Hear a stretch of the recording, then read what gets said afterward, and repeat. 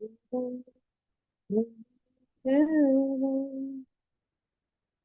बिहारी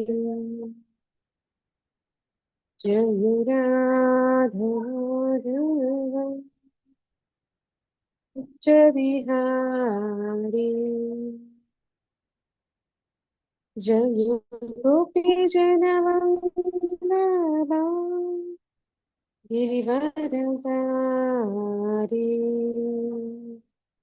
जय गोपी जनवल्लभा गिरिवरधारी यशोधनन्दन व्रज जनरञ्जन यशोधनन्दन व्रज जनरञ्जन यमुनातीरावनचारी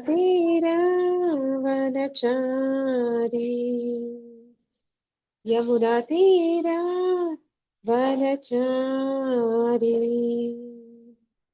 जय राधा माधव जय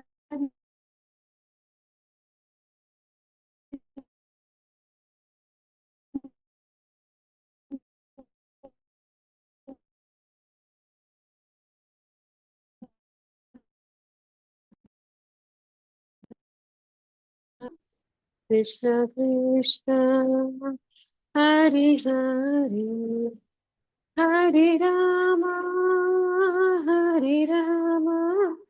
राम राम हरे हरे हरे कृष्ण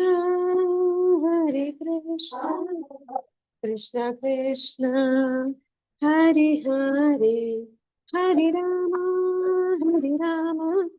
राम राम हरे हरे हरे कृष्ण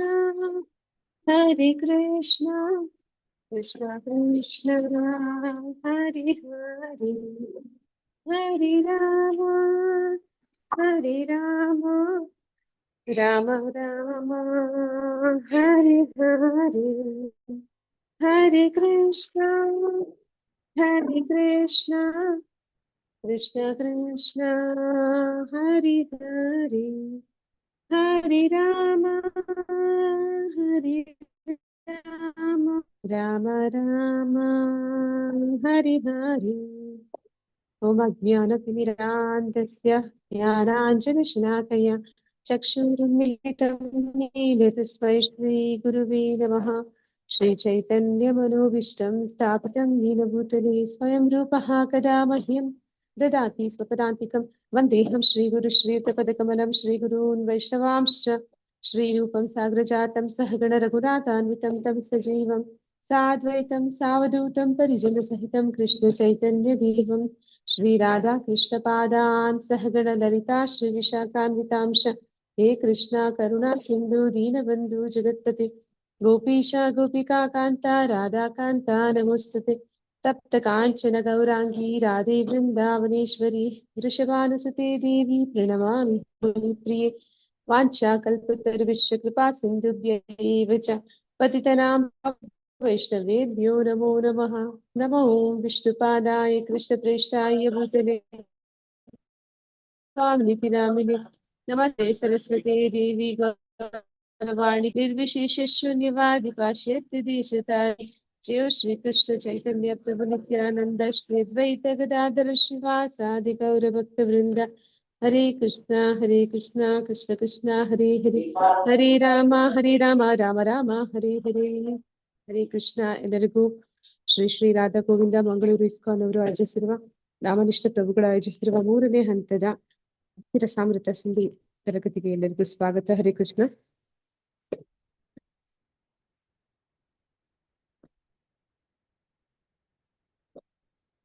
हरे कृष्ण माताजी. हरे कृष्ण माताजी.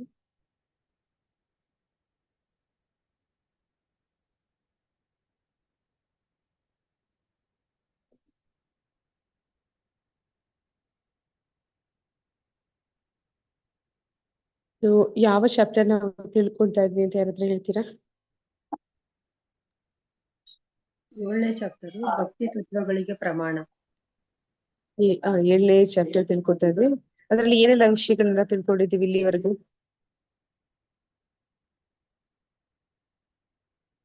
ಯಾವ್ದೆಲ್ಲ ವಿಷಯಗಳ ಬಗ್ಗೆ ತಿಳ್ಕೊಂಡ್ವಿ ನಾವು? ಸದ್ಗುರುಗಳ ಆಶ್ರಯ ಪಡೆಯುವುದು. ಗುರುವಿನ ಆಶ್ರಯ ಪಡಿಬೇಕು. ಎಂತಹ ಗುರುವಿನ ಆಶ್ರಯ ಪಡಿಬೇಕು ನಾವು? ಕೃಷ್ಣ ಭಕ್ತಿಯಲ್ಲಿ ನಮ್ಮನ್ನ ಮುಂದುವರಿಸ್ಕೊಂಡು ಹೋಗುವಂತ ಗುರುಗಳ ಆಶ್ರಯವನ್ನು ಪಡಿಬೇಕು. ಅಂತಹ ಗುರುವಿನ ಅರ್ಹತೆಗಳೇನು? ಅವರು ಗುರು ಪರಂಪರೆಯಲ್ಲಿ ಭಗವಂತನ ಆರಾಧನೆ, ಕೃಷ್ಣನಲ್ಲಿ ದೃಢವಾದ ನಂಬಿಕೆ ಇರುವಂತವ್ರು, ಮತ್ತೆ ಪ್ರತಿಯೊಬ್ಬರಿಗೂ ಭಗವಂತನ ಕಡೆ ಧಾಮಕ್ಕೆ ಕರೆದುಕೊಂಡು ಯೋಗ್ಯತೆ ಇರುವಂತ ಗುರುಗಳ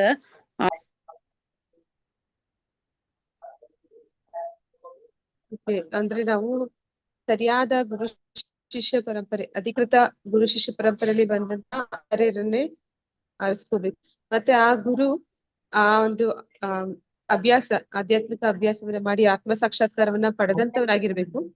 ಮತ್ತೆ ಇತರರಿಗೂ ಅದನ್ನ ತಿಳಿಸಿಕೊಡುವಂತ ವ್ಯಕ್ತಿಯಾಗಿರ್ಬೇಕು. ಅಂದ್ರೆ ಅವನು ಅದನ್ನ ಆಚರಣೆ ಮಾಡಿರ್ಬೇಕು, ಅದರ ಅನುಭವ ಆಗಿರ್ಬೇಕು. ನಂತರ ಅದನ್ನ ಮುಂದಿನ ಶಿಷ್ಯರಿಗೆ ಅದನ್ನ ತಿಳಿಸ್ಕೊಡುವಂತ ವ್ಯಕ್ತಿ. ಉಪದೇಶಾಮೃತದ ಒಂದು ಶ್ಲೋಕವನ್ನು ಕೂಡ ಇಲ್ಲಿ ನಾವು ನೋಡಿದ್ವಿ. ಯಾವ್ದಂತ ನೆನಪಿದೆಯಾ? ಹರೇ ಕೃಷ್ಣ. ಗುರುವಿನ ಒಂದು ಅರ್ಹತೆಗೆ ಶ್ವಪಾಕೇಚ ಅಂದ್ರೆ ಅವರು ಯಾವುದೇ ಇದ್ರಲ್ಲಿ ಹುಟ್ಟಿದ್ರು ಗುರು ಅವನಿಗೆ ಸ್ವೀಕರಿಸ್ಬೇಕು. ಹೇಗೆ ಕಬ್ಬಣ ಪಾರಸದ ಕಾಂಟ್ಯಾಕ್ಟ್ ಅಲ್ಲಿ ಬಂದ್ರೆ ಅದು ಚಿನ್ನ ಮಾಡೋ ಯೋಗ್ಯತೆ ಇರುತ್ತೆ, ಹಾಗೆ ಗುರುಗಳು ಭಗವಂತನಲ್ಲಿ ಅವರ ದೃಢವಾದ ವಿಶ್ವಾಸದಿಂದ ಅವರು ನಮ್ಮ ಎಂತ ಇವರನ್ನು ನಮ್ಮ ಭಗವದ್ಧಾಮಕ್ಕೆ ಇದ್ ಮಾಡ್ಬೋದು. ಅದಕ್ಕೆ ಜಾತಿ ಧರ್ಮದಲ್ಲ, ಅವರು ಭಗವಂತನಲ್ಲಿ ದೃಢವಾಗಿರ್ಬೇಕು ಅಂತ ಗುರುಗಳು ಆ ಯೋಗ್ಯತೆ ಇರುತ್ತೆ ಅಂತ. ಇನ್ನೊಂದು ವಿಷಯ ನಾವು ತಿಳ್ಕೊಂಡಿದ್ವಿ, ವಾಚೋ ವೇಗಂ ಮನಸ ಕ್ರೋಧ ವೇಗಂ ಉದರಸ್ಥ ವೇಗಂ ಅಂತ. ಅಂದ್ರೆ ಆ ವ್ಯಕ್ತಿ ಗುರುವಾದವನು ಅವನಿಗೆ ನಿಯಂತ್ರಣ ಅನ್ನುವಂಥದ್ದು ಇರಬೇಕು. ತನ್ನ ಮಾತಿನ ಮೇಲೆ, ತನ್ನ ನಾಲಿಗೆಯ ಮೇಲೆ, ತನ್ನ ಉದರದ ಮೇಲೆ, ತನ್ನ ಮನಸ್ಸಿನ ಮೇಲೆ, ತನ್ನ ಕೋಪ, ಹೀಗೆ ಈ 6 ವೇಗಗಳನ್ನ ತಡೆಯುವಂತ ವ್ಯಕ್ತಿಯಾಗಿರ್ಬೇಕು. ಅಂತವನು ಮಾತ್ರ ಪ್ರಪಂಚಾದ್ಯಂತ ಎಷ್ಟು ಶಿಷ್ಯಂದಿರನ್ನು ಬೇಕಾದ್ರೂ ಪಡ್ಕೊಳ್ಳುವ ಒಂದು ಯೋಗ್ಯತೆಯನ್ನ ಹೊಂದಿರ್ತಾನೆ ಅನ್ನೋದನ್ನ ನೋಡಿದ್ವಿ. ಮತ್ತೆ ಗುರು ಅವನು ಕೃಷ್ಣನ ಪ್ರತಿನಿಧಿ ಅಂತ ಹೇಳಿದ್ರು. ಅಂದ್ರೆ ಅವನು ಸಾಧಾರಣ ನೋಡಬಾರ್ದು, ಅವನು ಭಗವಂತನ ಪ್ರತಿನಿಧಿ. ಅಂದ್ರೆ ಭಗವಂತ ನಮ್ಗೆ ಕಣ್ಣಿಗೆ ಕಾಣುದಿಲ್ಲ, ಆದ್ರೆ ಮೂಲಕ ನಮಗೆ ಗೋಚರವಾಗ್ತಾನೆ ಅಂತ. ಹಾಗೆ ಗುರುವಿನ ಒಂದು ಸ್ಥಾನಮಾನಗಳನ್ನ ತಿಳಿಸಿದ್ರು. ಮತ್ತೆ ಶಿಷ್ಯನಾದವನು ಹೇಗೆ ಅವರಿಗೆ ಸೇವೆಗಳನ್ನ ಮಾಡ್ಬೇಕು, ನಮ್ರತೆಯಿಂದ ಅವನಿಂದ ಕೇಳಿ ಒಂದು ತನ್ನ ಸಂದೇಹಗಳನ್ನ ನಿವಾರಣೆ ಮಾಡ್ಕೋಬೇಕು. ಮತ್ತೆ ಅವನು ಹೇಳಿದ ಪಥದಲ್ಲಿ ಅವನು ಹೇಗೆ ಅನುಸರಣೆ ಮಾಡ್ಬೇಕು ಅನ್ನೋದು ನಿನ್ನೆಯ ಒಂದು ಅಧ್ಯಾಯದಲ್ಲಿ. ಅಂದ್ರೆ ಅಂತಹ ಗುರುವಿನಿಂದ ಅವನು ದೀಕ್ಷೆನ ಏನೆಲ್ಲ ಯಮ ನಿಯಮಗಳನ್ನು ತಿಳಿಸ್ಕೊಡ್ತಾರೆ, ನಿಯಂತ್ರಕ ತತ್ವಗಳನ್ನ ಹೇಳ್ತಾರೆ, ಅದನ್ನ ಅವನು ಸರಿಯಾದ ರೀತಿ ಪಾಲನೆ ಮಾಡಬೇಕು ಅನ್ನುವಂಥದ್ದು. ಮತ್ತೆ ಆ ಒಂದು ಗುರು ಯಾವ ರೀತಿ ಇರ್ಬೇಕು ಅಂತಂದ್ರೆ ಅವನು ತನ್ನದೇ ಆದ ರೀತಿಯಲ್ಲಿ ವ್ಯಾಖ್ಯಾನಗಳನ್ನ ಕೊಡುವಂತವನು. ಅಂದ್ರೆ ತನ್ನದೇ ಒಂದು ಊಹಾಪೋಹಗಳನ್ನ ತಿಳಿಸಿಕೊಡುವಂತ ಗುರು ಅವನು ಏನ್ ಮಾಡ್ತಾನೆ ಅಂತಂದ್ರೆ ಒಂದು ಪ್ರಾಮಾಣಿಕ ಭಕ್ತನನ್ನ ದಾರಿ ತಪ್ಪಿಸೋ ಕೆಲಸ ಮಾಡ್ತಾನೆ. ಆದ್ರೆ ಅಂತಹ ಗುರುಗಳನ್ನ ನಾವು ಆಯ್ಕೆ ಮಾಡಬಾರ್ದು. ನಿಜವಾದ ಗುರು ಅವನು ಯಾರು ಅಂದ್ರೆ ಶಾಸ್ತ್ರಗಳಲ್ಲಿ ಏನನ್ನ ತಿಳಿಸಿದೆ ಅದರಂತೆ ಅವನ ಜೀವನ ಕ್ರಮವನ್ನ ಮಾಡ್ತಾನೆ. ಅದನ್ನೇ ಭಾಗವತನಿಂದ ಭಾಗವತ ಶ್ರವಣ ಮಾಡುವಂತದ್ದು ಅಂತ ಹೇಳ್ತಾರೆ. ಆ ರೀತಿ ಗುರುಗಳನ್ನ ನಾವು ಆರಿಸ್ಕೊಂಡು ಅವರಿಗೆ ನಮ್ರತೆಯಿಂದ ಸೇವೆಗಳನ್ನ ಸಲ್ಲಿಸ್ತಾ, ಮತ್ತೆ ಆ ಗುರುವನ್ನ ಕಂಡಾಗ ಶಿಷ್ಯ ಕೂಡಲೇ ಏನ್ ಮಾಡ್ಬೇಕು? ಹರೇ ಕೃಷ್ಣ. ನಾವು ನಮ್ಮ ಗುರುಗಳನ್ನ ಸಂಧಿಸಿದ್ರೆ ನಾವು ಕೂಡಲೇ ಏನ್ ಮಾಡ್ಬೇಕು? ದಂಡವತ್ ಪ್ರಣಾಮಗಳನ್ನ ಮಾಡ್ಬೇಕು. ಮತ್ತೆ ಮುಂದೆ ಮುಂದುವರಿಸ್ತಾರೆ. ಹರೇ ಕೃಷ್ಣ. ಗೌರವ ಕೊಡ್ಬೇಕು. ಅವರಿಗೆ ಗೌರವ ಪ್ರಣಾಮಗಳನ್ನ ಸಲ್ಲಿಸಬೇಕು. ಮತ್ತೆ ಸಂತ ಪುರುಷರ ಮಾರ್ಗ ಅನುಸರಣೆ ಅಂದ್ರೆ ಗುರು ಶಾಸ್ತ್ರ ಮತ್ತೆ ಗುರು ಶಾಸ್ತ್ರ, ಇನ್ನೊಂದು ಯಾವುದು? ಸಂತರು ಅಂದ್ರೆ ಒಂದು ಯಾರೆಲ್ಲ ಸಾಧುಗಳು, ಶಾಸ್ತ್ರ ಮತ್ತೆ ಗುರು ಮೂವರು ಕೂಡ ಒಂದೇ ಜ್ಞಾನವನ್ನ ತಿಳಿಸ್ಕೊಡ್ತಾರೆ ಅಂತ ಹೇಳ್ತಾರೆ. ಹಾಗೆ ಗುರುಗಳಿಗೆ ನಾವು ಹೇಗೆ ಗೌರವಗಳನ್ನ ಸಲ್ಲಿಸ್ತೀವಿ, ಅದೇ ರೀತಿ ಸಾಧುಗಳನ್ನು ಕೂಡ ನಾವು ಕಾಣಬೇಕು. ಮತ್ತೆ ಶಾಸ್ತ್ರವನ್ನು ಕೂಡ ಕಾಣಬೇಕು ಅನ್ನುವಂಥದ್ದನ್ನು ನಾವು ನಿನ್ನೆ ಅಧ್ಯಾಯದಲ್ಲಿ ನೋಡಿದ್ವಿ. ಅಂದ್ರೆ ಸಾಧುಗಳು ಅಂದ್ರೆ ಆಚಾರ್ಯರು, ಪೂರ್ವ ಆಚಾರ್ಯರು ಅವರ ಒಂದು ಹೆಜ್ಜೆ ಜಾಡಿನಲ್ಲಿ ನಾವು ಅಂದ್ರೆ ಅವರ ಹೇಳಿರುವಂತಹ ರೀತಿಯಲ್ಲಿ ನಾವು ಅವರನ್ನ ಅನುಸರಣೆ ಮಾಡಿದ್ರೆ ಈ ಆಧ್ಯಾತ್ಮಿಕ ಮಾರ್ಗದಲ್ಲಿ ನಮ್ಗೆ ಯಾವುದೇ ಒಂದು ಸೋಲ್ ಅನ್ನೋದಾಗ್ಲಿ ಅಥವಾ ಯಾವುದೇ ಅಡೆತಡೆಗಳು ಅನ್ನೋದಾಗ್ಲಿ ಇರೋದಿಲ್ಲ. ಅದನ್ನ ಬಿಟ್ಟು ನಾವು ಅವರನ್ನ ಅನುಕರಣೆ ಮಾಡಬಾರ್ದು, ಅದನ್ನ ತಿಳ್ಕೊಂಡಿದೀವಿ. ಮತ್ತೆ ಅನುಸರಣೆ ಮಾಡಬೇಕು. ಮತ್ತೆ ಯಾರು ತಮ್ಮದೇ ಆದ ರೀತಿಯಲ್ಲಿ ಊಹಾಪೋಹಗಳನ್ನ ಮಾಡ್ತಾರೆ, ಮತ್ತೆ ಅವರದೇ ಆದಂತಹ ಒಂದು ತತ್ವಗಳನ್ನ ಹೇಳ್ತಾರೆ, ಅಂದ್ರೆ ಶಾಸ್ತ್ರದಲ್ಲಿ ಕೊಟ್ಟಿರೋದನ್ನ ಬಿಟ್ಟು ತಮ್ಮದೇ ಆದ ವಿಷಯಗಳನ್ನ ಯಾರು ಮಂಡಿಸ್ತಾರೆ ಅವರನ್ನ ಇಲ್ಲಿ ಸಹಜೀಯರು ಅಂತ ಕರೀತಾರೆ ಅಂತ ನಾವು ನೋಡಿದ್ವಿ. ಅಂತಹ ಸಹಜೀಯರು ಅವ್ರೇನ್ ಮಾಡ್ತಾರೆ, ಅವರ ಶಿಷ್ಯಂದಿರನ್ನ ಕುರುಡರನ್ನ ಹಿಂಬಾಲಿಸಿದ ಹಾಗೆ ಅವರು ಕೂಡ ನಾಶ ಹೊಂದುತ್ತಾರೆ, ಅವರ ಶಿಷ್ಯರನ್ನು ಕೂಡ ಅವರು ಪತನಕ್ಕೆ ಕರ್ಕೊಂಡು ಹೋಗ್ತಾರೆ. ಈ ಸಂಬಂಧದಲ್ಲಿ ಅಂದ್ರೆ ಕೊನೆಯಲ್ಲಿ ಈ ಒಂದು ಬುದ್ಧನ ಒಂದು ಉದಾಹರಣೆಯನ್ನ ಕೊಟ್ಟಿದ್ರು. ಅಂದ್ರೆ ಶಾಸ್ತ್ರಗಳನ್ನ ಅನುಸರಣೆ ಮಾಡ್ಬೇಕು, ಶಾಸ್ತ್ರಕ್ಕೆ ಮಹತ್ವ ಇದೆ. ಅಂದ್ರೆ ಈ ಒಂದು 10 ಅಪರಾಧಗಳಲ್ಲಿ ಶಾಸ್ತ್ರದ ಕುರಿತಾಗಿ ಮತ್ತೆ ವೈಷ್ಣವರ ಕುರಿತಾಗಿ ಇಲ್ಲಿ ನಾವು ಉಲ್ಲೇಖ ಮಾಡಿದ್ವಿ. ಮೊದಲನೇ ಒಂದು ಅಪರಾಧ ಯಾವ್ದು? ಹರೇ ಕೃಷ್ಣ.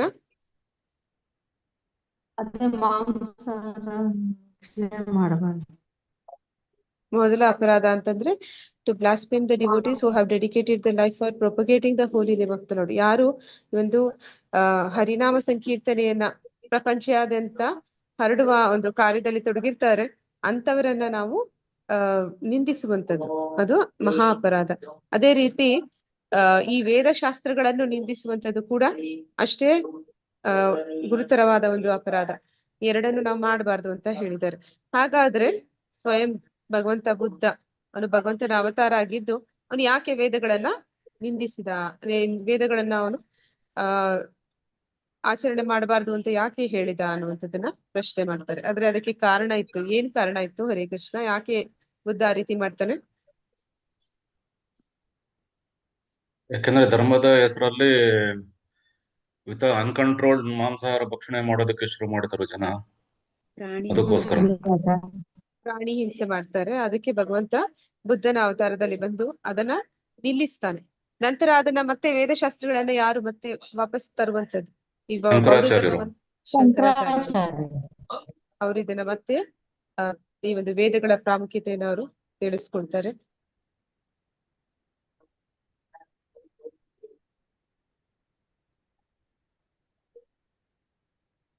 ಮತ್ತೆ ಜಿಜ್ಞಾಸೆ ಅನ್ನುವಂಥದ್ದು, ಯಾರಿಗೆಲ್ಲ ಈ ಒಂದು ಆಧ್ಯಾತ್ಮಿಕ ವಿಚಾರಗಳಲ್ಲಿ ಜಿಜ್ಞಾಸೆ ಅಂದ್ರೆ ತಿಳ್ಕೊಳ್ಬೇಕು ಅಂತ ಆಸಕ್ತಿ ಇದೆ ಅಂತವರು ಈ ಒಂದು ಆಧ್ಯಾತ್ಮಿಕ ಪ್ರಗತಿಯಲ್ಲಿ ನಿಸ್ಸಂದೇಹವಾಗಿ ಅವರು ಪ್ರಗತಿಯನ್ನ ಹೊಂದುತ್ತಾರೆ ಅನ್ನುವಂಥದ್ದನ್ನ ನೋಡಿದ್ವಿ.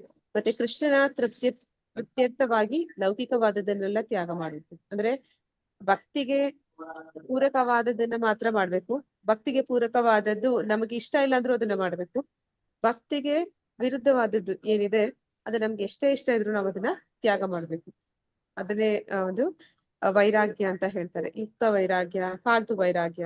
ಯುಕ್ತ ವೈರಾಗ್ಯ ಅಂದ್ರೆ ಭಗವಂತನ ಭಕ್ತಿ ಕಾರ್ಯಕ್ಕೆ ಒಳ್ಳೆ ಆದಂಥದ್ದು. ಉದಾಹರಣೆಗೆ ಯಾವ್ದು ಯುಕ್ತ ವೈರಾಗ್ಯ? ಯಾವ್ದಾದ್ರು ಉದಾಹರಣೆ ಹೇಳ್ತೀರಾ? ಹರೇ ಕೃಷ್ಣ.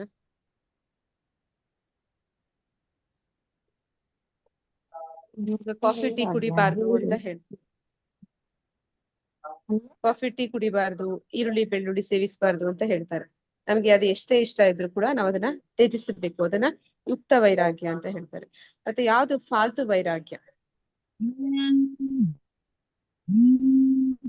ಈಗ ಭಕ್ತಿ ಕಾರ್ಯದಲ್ಲಿ ಮುಂದುವರಿಯೋದಕ್ಕೆ ನಮ್ಗೆ ನಾವು ಅನೇಕ ಈ ಒಂದು ಇಂಟರ್ನೆಟ್ ಇರ್ಬೋದು, ಝೂಮ್ ಮೀಟಿಂಗ್ ಇರ್ಬೋದು, ಅಥವಾ ಮೊಬೈಲ್ ಇರ್ಬೋದು, ಲ್ಯಾಪ್ಟಾಪ್ ಇರ್ಬೋದು, ಇದನ್ನೆಲ್ಲ ಬಳಸ್ತೀವಿ. ಆದ್ರೆ ಇದನ್ನೆಲ್ಲ ಲೌಕಿಕ ಅಂತ ಹೇಳಿ ತ್ಯಜಿಸಿ ಬಿಟ್ರೆ ಅದು ಫಾಲ್ತು ವೈರಾಗ್ಯ ಆಗುತ್ತೆ. ಅದನ್ನು ಕೂಡ ನಾವು ಬಳಸ್ಕೊಂಡು ಭಕ್ತಿಯಲ್ಲಿ ಮುಂದುವರಿಬಹುದು ಅಂತದನ್ನ ನಾವು ಉಪಯೋಗಿಸ್ಬೇಕು ಅನ್ನೋದನ್ನ ಒಂದು ಯುಕ್ತ ವೈರಾಗ್ಯ ಮತ್ತೆ ಫಾಲ್ತು ವೈರಾಗ್ಯದಲ್ಲಿ ಬರುತ್ತೆ. ಮತ್ತೆ ಪವಿತ್ರ ಕ್ಷೇತ್ರ ವಾಸ, ಇದರಲ್ಲಿ ಯಾವ್ದೆಲ್ಲ ಪವಿತ್ರ ಕ್ಷೇತ್ರಗಳ ಬಗ್ಗೆ ನಾವು ತಿಳ್ಕೊಂಡಿದ್ವಿ? ಯಾವ್ದೆಲ್ಲ ಪವಿತ್ರವಾದದ್ದು ಅಂತ?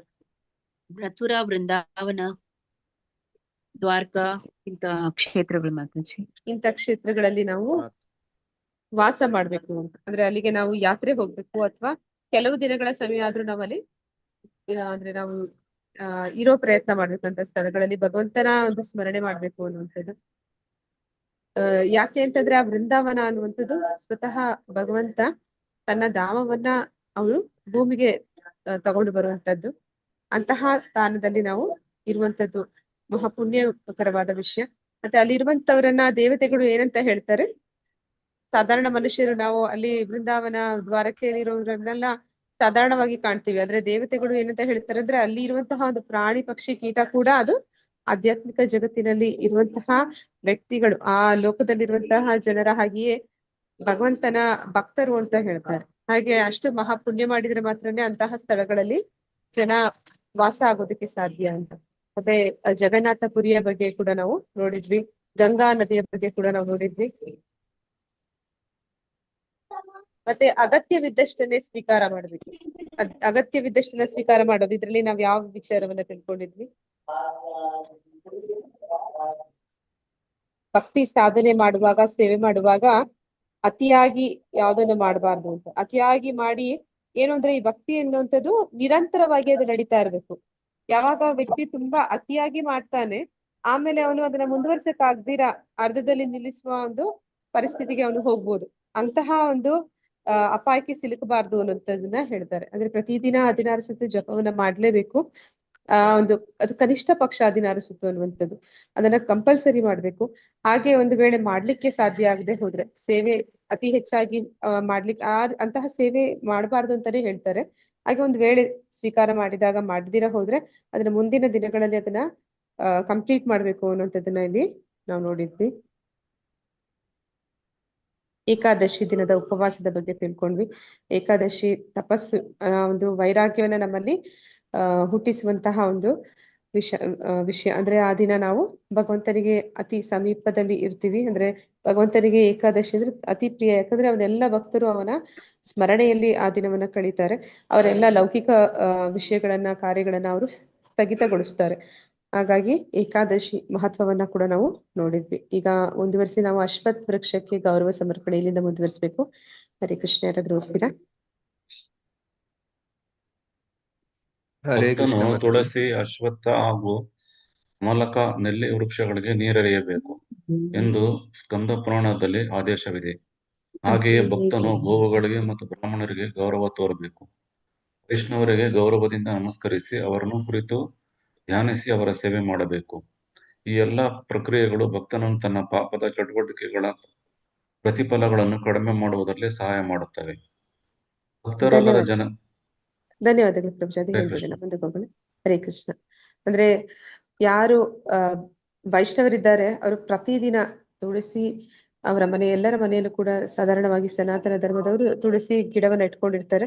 ಅದಕ್ಕೆ ಪ್ರದಕ್ಷಿಣೆಯನ್ನ ಮಾಡುವಂಥದ್ದು. ಅಂದ್ರೆ ತುಳಸಿ ಸ್ವತಃ ಮಹಾವಿಷ್ಣುವಿನ ಭಕ್ತೆ, ಅವಳ ಒಂದು ಸೇವೆ ಮಾಡೋದ್ರಿಂದ ನಾವು ಕೂಡ ಭಕ್ತಿಯಲ್ಲಿ ಮುಂದುವರಿಯೋದಕ್ಕೆ ಸಹಾಯ ಆಗುತ್ತೆ. ಅದೇ ರೀತಿ ಈ ಒಂದು ಅಶ್ವತ್ಥ ವೃಕ್ಷವನ್ನು ಕೂಡ ಎಲ್ಲ ಹಿಂದೂ ದೇವಸ್ಥಾನಗಳಲ್ಲಿ ನಾವು ಕಾಣ್ತೀವಿ. ಆ ಒಂದು ಅಶ್ವತ್ಥ ವೃಕ್ಷದಲ್ಲಿ ಯಾರೆಲ್ಲ ಇದ್ದಾರೆ? ಹರೇ ಕೃಷ್ಣ. ವಿಷ್ಣು, ಬ್ರಹ್ಮ, ವಿಷ್ಣು, ಲಕ್ಷ್ಮಿಯೂ ಇದ್ದಾಳೆ. ಏನಂತ ಹೇಳ್ತಾರೆ ಮಾತಾಜಿ? ಒಂದು ಶ್ಲೋಕ ಹೇಳ್ತಾರೆ, ನಾನು ಮರ್ತಿದ್ದೀನಿ. ಮೂಲತೋ ಬ್ರಹ್ಮ ರೂಪಾಯ, ಮಧ್ಯತೋ ವಿಷ್ಣು ರೂಪಾಯ, ಅಗ್ರತೋ ಶಿವರೂಪಾಯ, ದೇವತಾಯ ನಮಃ. ಹಾಗೆ ತ್ರಿಮೂರ್ತಿಗಳು ಕೂಡ ಒಂದು ಅಶ್ವತ್ಥ ವೃಕ್ಷದಲ್ಲಿ ಇದ್ದಾರೆ ಅಂತ ಹೇಳ್ತಾರೆ. ಸೈಂಟಿಫಿಕ್ ಆಗಿ ಕೂಡ ನೋಡಿದ್ರೆ ಏನಂತ ಹೇಳ್ತಾರೆ ಅಂದ್ರೆ, ಈ ಪ್ರೆಗ್ನೆಂಟ್ ಇರುವಾಗ ಅಶ್ವತ್ಥ ವೃಕ್ಷಕ್ಕೆ ಹೋಗಿ ಪ್ರದಕ್ಷಿಣೆ ಮಾಡಿ ಬನ್ನಿ ಅಂತ ಹೇಳ್ತಾರೆ. ಸೈಂಟಿಫಿಕ್ ಆಗಿ ನೋಡಿದ್ರು ಕೂಡ ಏನಂತ ಹೇಳ್ತಾರೆ ಅಂದ್ರೆ, ಅಶ್ವತ್ಥ ವೃಕ್ಷದಲ್ಲಿ ಸಿಗುವಷ್ಟು ಆಕ್ಸಿಜನ್ ಬೇರೆ ಯಾವ್ದು ಮರಗಳಲ್ಲಿ ಸಿಗೋದಿಲ್ಲ ಅಂತಾರೆ. ಅಲ್ಲಿ ಸ್ವಲ್ಪ ಸಮಯ ಕೂತು ನೀವು ಸಮಯ ಕಳೆದ್ರು ಕೂಡ ನಿಮ್ಮ ಆರೋಗ್ಯಕ್ಕೆ ತುಂಬಾ ಒಳ್ಳೇದು ಅಂತ. ಹಾಗೆ ಅದು ಕೂಡ ದೇವತೆಗಳು ವಾಸ ಮಾಡುವಂತ ಮರ. ಮತ್ತೆ ಇದು ಏನಂತ ಹೇಳ್ತಾರೆ, ನೆಲ್ಲಿಕಾಯಿ, ಆಮ್ಲ ಅಂತ ಹೇಳ್ತಾರೆ, ಬೆಟ್ಟದ ನೆಲ್ಲಿಕಾಯಿ, ಆ ವೃಕ್ಷಕ್ಕೆ, ಈ 3 ವೃಕ್ಷಗಳಿಗೆ ನೀರೆರೆಯುವಂಥದ್ದು. ಅಂದ್ರೆ ಪ್ರತಿದಿನ ನೀರು ಹಾಕುವಂಥದ್ದು, ಮತ್ತೆ ಅವುಗಳ ಪ್ರದಕ್ಷಿಣೆ ಮಾಡುವಂಥದ್ದು, ಅವುಗಳನ್ನ ಮುಟ್ಟಿ ನಮಸ್ಕಾರ ಮಾಡುವಂಥದ್ದು. ಮತ್ತೆ ಹೇಳ್ಬೇಕು ಅಂತಂದ್ರೆ ತುಳಸಿ ಮತ್ತೆ ನೆಲ್ಲಿಕಾಯಿ ಬರೀ ಪೂಜೆ ಮಾಡಿ ಮುಟ್ಟಿ ನಮಸ್ಕಾರ ಮಾಡಿದ್ರೆ ಸಾಕು, ಅದನ್ನ ಸೇವನೆ ಮಾಡಿದ್ರು ಕೂಡ ಒಳ್ಳೇದು. ಅವರಿಬ್ರು ಪತ್ನಿಯರು ಅಂತಲೂ ಹೇಳ್ತಾರೆ. ಮತ್ತೆ ಅದೇ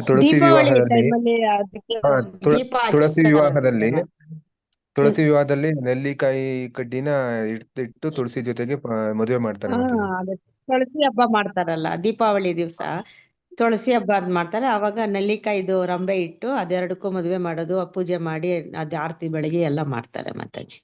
ಹಾ ಮಾತಾಜಿ. ತುಳಸಿನ ಅದ್ರ ಲಕ್ಷ್ಮಿ ಸ್ವರೂಪದಲ್ಲಿ ನೋಡ್ತಾರೆ, ನೆಲ್ಲಿ ಗಿಡನ ಕೃಷ್ಣ ರೂಪದಲ್ಲಿ ಏನೋ ನೋಡ್ತಾರೆ ಕೃಷ್ಣ ಮಾತಾಜಿ. ರೂಪದಲ್ಲಿ ನೋಡ್ತಾರೆ. ಆ ನೆಲ್ಲಿಕಾಯಲ್ಲಿ ಆರತಿ ಎತ್ತುತ್ತಾರೆ, ನೆಲ್ಲಿಕಾಯಿಯಲ್ಲಿ ಬೆಟ್ಟದ ನೆಲ್ಲಿಕಾಯಲ್ಲಿ. ಸೊ ಇದೆಲ್ಲ ನಮ್ಗೆ ಈ ಸ್ಕಾಂದ ಪುರಾಣದಲ್ಲಿ ಉಲ್ಲೇಖ ಇದೆ ಅಂತ ಹೇಳ್ತಾ ಇದ್ದಾರೆ, ಈ ಒಂದು ವೃಕ್ಷಗಳನ್ನ ಆರಾಧನೆ ಮಾಡುವಂತದ್ದು. ಮತ್ತೆ ಇಲ್ಲಿ ಇನ್ನೂ ಒಂದು ಹೇಳ್ತಾ ಇದ್ದಾರೆ, ಈ ತುಳಸಿ ಗಿಡ ಕೃಷ್ಣನ ಹೇಗಾಯ್ತು? ಪ್ರಭುಜಿ ಈ ತುಳಸಿ ಮಾತೆ ಗಿಡ ರೂಪ ಯಾಕೆ ಬಂತು? ತುಳಸಿ ಮಾತೆ ಅವರು ತುಂಬಾ ಏನಂತ ಹೇಳ್ತಾರೆ ಪ್ರಭುಜಿ, ಪತಿವ್ರತೆಯಾಗಿರ್ತಾರೆ. ಆ ಪತಿವ್ರತೆಯಾಗಿದ್ದಂತ ತುಳಸಿ ಮಾತೆನ ಒಬ್ಬ ರಾಕ್ಷಸ ಮದುವೆ ಆಗ್ತಾನೆ. ಆ ರಾಕ್ಷಸನಿಗೆ ಅವಳ ಪಾತಿವ್ರತ್ಯದಿಂದ ಅವಳು ತುಂಬಾ ಅವನು ಶಕ್ತಿಶಾಲಿಯಾಗಿರ್ತಾನೆ, ಮತ್ತೆ ಲೋಕಕಂಟಕನಾಗ್ತಾನೆ. ಆಗ ಈ ಎಲ್ಲಿಂದ ಇವನಿಗೆ ಇಷ್ಟು ಶಕ್ತಿ ಬರ್ತಿದೆ ಅಂದ್ರೆ ಅವನ ಹೆಂಡತಿಯಿಂದ ಬರ್ತಿದೆ ಅಂತ. ಆಗ ಅವಳ ಪಾತಿವ್ರತ್ಯವನ್ನ ಭಂಗ ಮಾಡ್ಬೇಕು ಅಂತ ಹೇಳ್ತಾರೆ. ಆಗ ಮಹಾವಿಷ್ಣು ಅದನ್ನ ಆ ಕಾರ್ಯದಲ್ಲಿ ಮುಂದುವರಿತಾನೆ. ಆಗ ಅವಳು ದೇಹತ್ಯಾಗ ಮಾಡ್ತಾಳೆ, ಮತ್ತೆ ಅವಳು ಕೇಳ್ಕೊತಾಳೆ, ಅಂದ್ರೆ ಅವಳಿಗೆ ತುಂಬಾ ನೋವಾಗುತ್ತೆ, ಅಂದ್ರೆ ತನಗೆ ಈ ತರ ಆಯ್ತಲ್ಲ ಅಂತ. ಆಮೇಲೆ ತನ್ನನ್ನ ತಾನು ಪರಿಪೂರ್ಣವಾಗಿ ಮಹಾವಿಷ್ಣುವಿಗೆ ಅವಳು ಅರ್ಪಣೆ ಮಾಡ್ಕೋತಾಳೆ, ಅಂದ್ರೆ ಭಗವಂತ ಅವಳನ್ನ ಸ್ವೀಕಾರ ಮಾಡ್ತಾನೆ.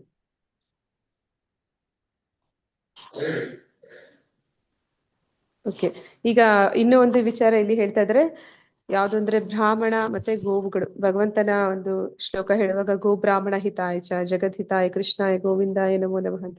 ಅಂದ್ರೆ ಭಗವಂತನಿಗೆ ಅತ್ಯಂತ ಪ್ರಿಯವಾದಂತವ್ರು ಅಂದ್ರೆ ಗೋವುಗಳು ಮತ್ತೆ ಬ್ರಾಹ್ಮಣರು. ಬ್ರಾಹ್ಮಣರು ಅಂದ್ರೆ ಯಾರು ಭಗವಂತನ ಭಕ್ತಿಯಲ್ಲಿ ಸದಾ ತೊಡಗಿರ್ತಾರೆ ಅಂತವರಿಗೆ ರಕ್ಷಣೆಯನ್ನ ಕೊಡಬೇಕು ಅಂತ ಹೇಳ್ತಾನೆ. ಹಾಗೆ ನಾವು ಕೂಡ ಗೋವುಗಳಿಗೆ ಮತ್ತೆ ಬ್ರಾಹ್ಮಣರಿಗೆ ಗೌರವವನ್ನ ಸಲ್ಲಿಸಿದ್ರೆ ಮತ್ತೆ ಅವರನ್ನ ಪೂಜಿಸೋದ್ರಿಂದ, ಆರಾಧನೆ ಮಾಡೋದ್ರಿಂದ ಭಗವಂತನಿಗೆ ಅದು ಅತ್ಯಂತ ಪ್ರಿಯವಾದ ವಿಚಾರವಾಗುತ್ತೆ. ಅದೇ ರೀತಿ ವೈಷ್ಣವರಿಗೆ ಗೌರವಗಳನ್ನ ಸಲ್ಲಿಸುವಂಥದ್ದು. ಮತ್ತೆ ಯಾರೆಲ್ಲ ವೈಷ್ಣವರು ಇರ್ತಾರೆ, ನಾವು ಯಾವಾಗ್ಲೂ ಕೂಡ ಈ ಒಂದು ಮಂತ್ರವನ್ನ ಹೇಳ್ತೀವಿ, ವಾಂಚ ಕಲ್ಪತರುಭ್ಯಶ್ಚ ಕೃಪಾ ಸಿಂಧುಭ್ಯ ಏವಚ ಪತಿತನಾಂ ಪಾವನೇಭ್ಯೋ ವೈಷ್ಣವೇಭ್ಯೋ ನಮೋ ನಮಃ.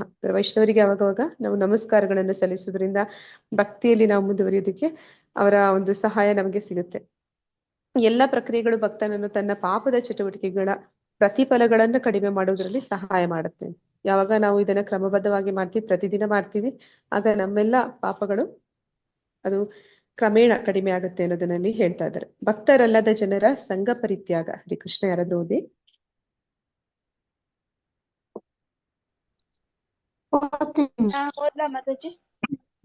ವೈಷ್ಣವನ ಸಾಮಾನ್ಯ ನಡವಳಿಕೆ ಹೇಗಿರಬೇಕೆಂದು ಭಗವಾನ್ ಚೈತನ್ಯರ ಗೃಹಸ್ಥ ಭಕ್ತರೊಬ್ಬರು ಒಮ್ಮೆ ಅವರನ್ನು ಕೇಳಿದರು. ವೈಷ್ಣವನು ಭಕ್ತರಲ್ಲದ ಜನರ ಸಂಗಮವನ್ನು ತ್ಯಜಿಸಬೇಕೆಂಬುದು ಚೈತನ್ಯರು ನೀಡಿದ ಉತ್ತರವಾಗಿತ್ತು. ಮಾತನ್ನು ಮುಂದುವರಿಸಿ ಚೈತನ್ಯರು ನೀಡಿದ ವಿವರಣೆಯಂತಿದೆ.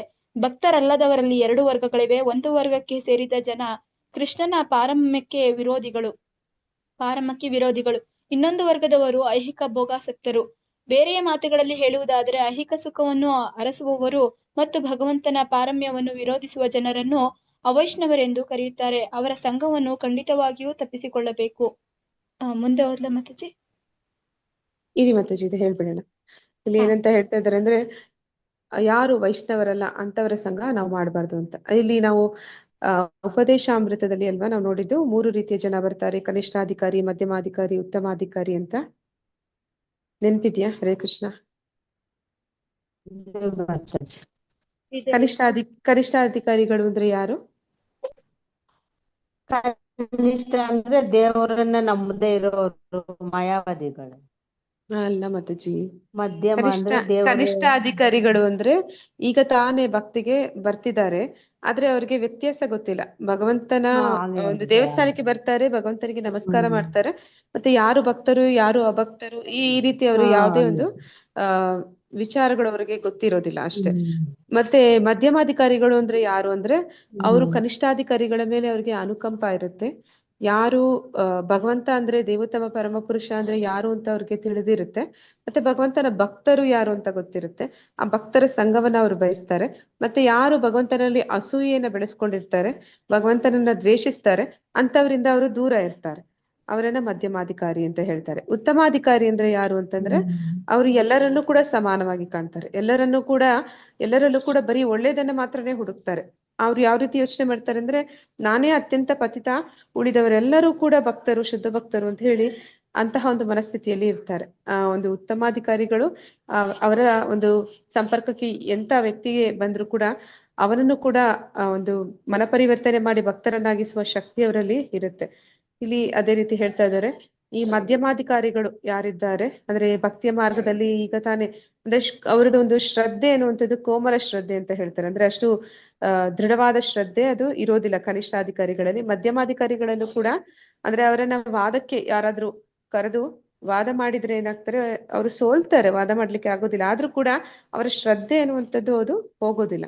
ಅಂತವ್ರು ಏನ್ ಮಾಡ್ತಾರೆ, ಯಾರು ಅಭಕ್ತರು ಇರ್ತಾರೆ, ಯಾರು ಅವೈಷ್ಣವರು ಇರ್ತಾರೆ ಅಂತವರಿಂದ ಅವರ ಸಂಘ ಮಾಡೋದಿಲ್ಲ, ಅವರಿಂದ ದೂರ ಇರ್ತಾರೆ. ಯಾಕಂದ್ರೆ ಅಂತವರ ಸಂಘ ಮಾಡಿದ್ರೆ ಇವರು ಕೂಡ ಪತನ ಹೊಂದುತ್ತಾರೆ ಅನ್ನೋ ಒಂದು ಎಚ್ಚರಿಕೆಯಿಂದ. ಹಾಗೆ ಇಲ್ಲಿ ಯಾರು ಅವೈಷ್ಣವರು ಅನ್ನೋದಕ್ಕೆ ಎರಡು ರೀತಿಯ ಒಂದು ವಿಚಾರಗಳನ್ನ ಚೈತನ್ಯ ಮಹಾಪ್ರಭುಗಳು ಹೇಳಿದ್ದಾರೆ. ಅಂದ್ರೆ ಭಗವಂತನಲ್ಲಿ ಯಾರು ಅಸೂಯೆಯನ್ನ ಬೆಳೆಸ್ಕೊಂತಾರೆ, ದೇವೋತ್ತಮ ಪರಮಪುರುಷ ಕೃಷ್ಣ ಅನ್ನೋದನ್ನ ಯಾರು ಸ್ವೀಕಾರ ಮಾಡೋದಿಲ್ಲ ಅಂತವರನ್ನ ಆ ಭಕ್ತರು ಅಥವಾ ಅವೈಷ್ಣವರು ಅಂತ ಹೇಳ್ತಾ ಇದ್ದಾರೆ. ಮತ್ತೆ ಇನ್ನ ಒಂದು ಯಾರನ್ನ ಹೇಳ್ತಾ ಇದ್ದಾರೆ, ಇನ್ನೊಬ್ರು ಯಾರು?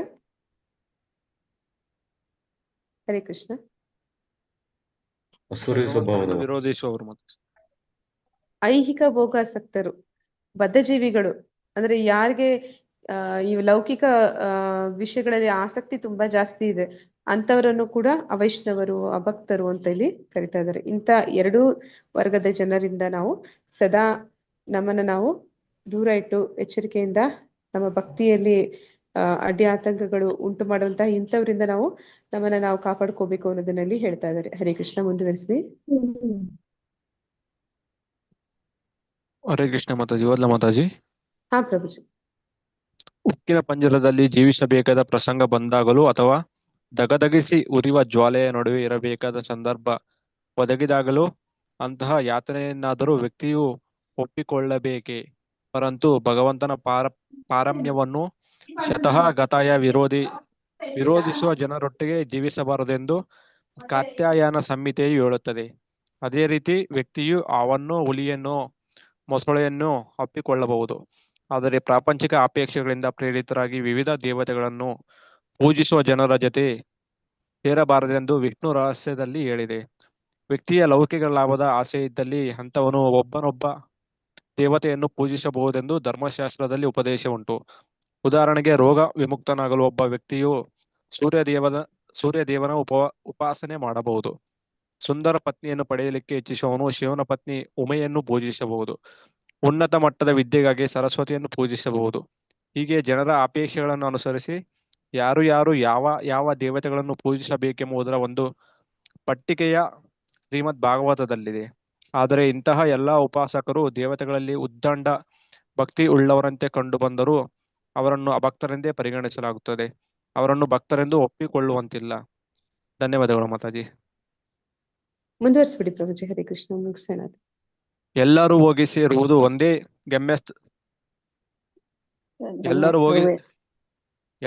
ಸೇರುವುದು ಒಂದೇ ಗಮ್ಯ ಸ್ಥಾನವಾದ್ದರಿಂದ ಭಗವಂತನ ಯಾವ ರೂಪವನ್ನಾದರೂ ಪೂಜಿಸಬಹುದೆಂದು ಮಾಯಾವಾದಿಗಳು ಹೇಳುತ್ತಾರೆ.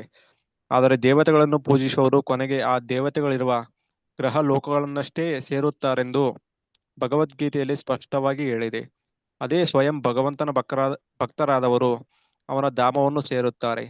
ಆದ್ದರಿಂದ ದೇವತೆಗಳನ್ನು ಪೂಜಿಸುವ ಜನರು ವಾಸ್ತವವಾಗಿ ಗೀತೆಯಲ್ಲಿ ಖಂಡನೆಗೆ ಒಳಗಾಗಿದ್ದಾರೆ. ಅವರ ಕಾಮಪೂರಿತ ಅಪೇಕ್ಷೆಗಳ ಕಾರಣ ಅವರು ತಮ್ಮ ಬುದ್ಧಿಮತ್ತೆಯನ್ನು ಕಳೆದುಕೊಂಡಿದ್ದಾರೆ ಮತ್ತು ಅಪೇಕ್ಷೆಗಳನ್ನು ಗುರಿಯಾಗಿಟ್ಟುಕೊಂಡು ದೇವತೆಗಳನ್ನು ಪೂಜಿಸುತ್ತಾರೆಂದು ಹೇಳಲಾಗಿದೆ. ಆದ್ದರಿಂದ ಇಂತಹ ಜನರ ಜೊತೆ ವಾಸಿಸುವುದಕ್ಕಿಂತ ಕ್ರೂರ ಮೃಗಗಳ ಜೊತೆ ವಾಸಿಸುವುದು ಮೇಲೆಂದು ವಿಷ್ಣು ರಹಸ್ಯದಲ್ಲಿ ಉಗ್ರವಾದ ಖಂಡನೆ ಇದೆ. ಧನ್ಯವಾದಗಳು ಪ್ರಭುಜಿ. ಧನ್ಯವಾದಗಳು ಮಾತಾಜಿ. ಹರೇ ಕೃಷ್ಣ. ಇಲ್ಲಿ ಏನಂತ ಹೇಳ್ತಿದ್ದಾರೆ ಅಂತಂದ್ರೆ ನಾವು ನೋಡಿದ್ವಿ, ಯಾರು ಅಭಕ್ತರು, ಯಾರು ಅವೈಷ್ಣವರು ಅನ್ನೋದಕ್ಕೆ ಚೈತನ್ಯ ಮಹಾಪ್ರಭುಗಳು ಹೇಳಿದ್ರು. ಒಂದು ಭಗವಂತನಲ್ಲಿ ಅಸೂಯೆನ ಹೊಂದಿರುವಂತವ್ರು, ಇನ್ನೊಂದು ಬದ್ಧಾತ್ಮರು ಅಂದ್ರೆ ಲೌಕಿಕ ಇಚ್ಛೆಗಳನ್ನ ಇಟ್ಕೊಂಡಿರುವಂತವ್ರು. ಈ ಲೌಕಿಕ ಇಚ್ಛೆಗಳನ್ನ ಇಟ್ಕೊಂಡಿರುವಂತವ್ರು ಅವರ ಲೌಕಿಕ ಇಚ್ಛೆಗಳನ್ನ ಈಡೇರಿಸ್ಕೊಳ್ಳೋದಕ್ಕೆ ಏನ್ ಮಾಡ್ತಾರೆ? ಹರೇ ಕೃಷ್ಣ. ದೇವತೆಗಳನ್ನು ಪೂಜಿಸ್ತಾರೆ.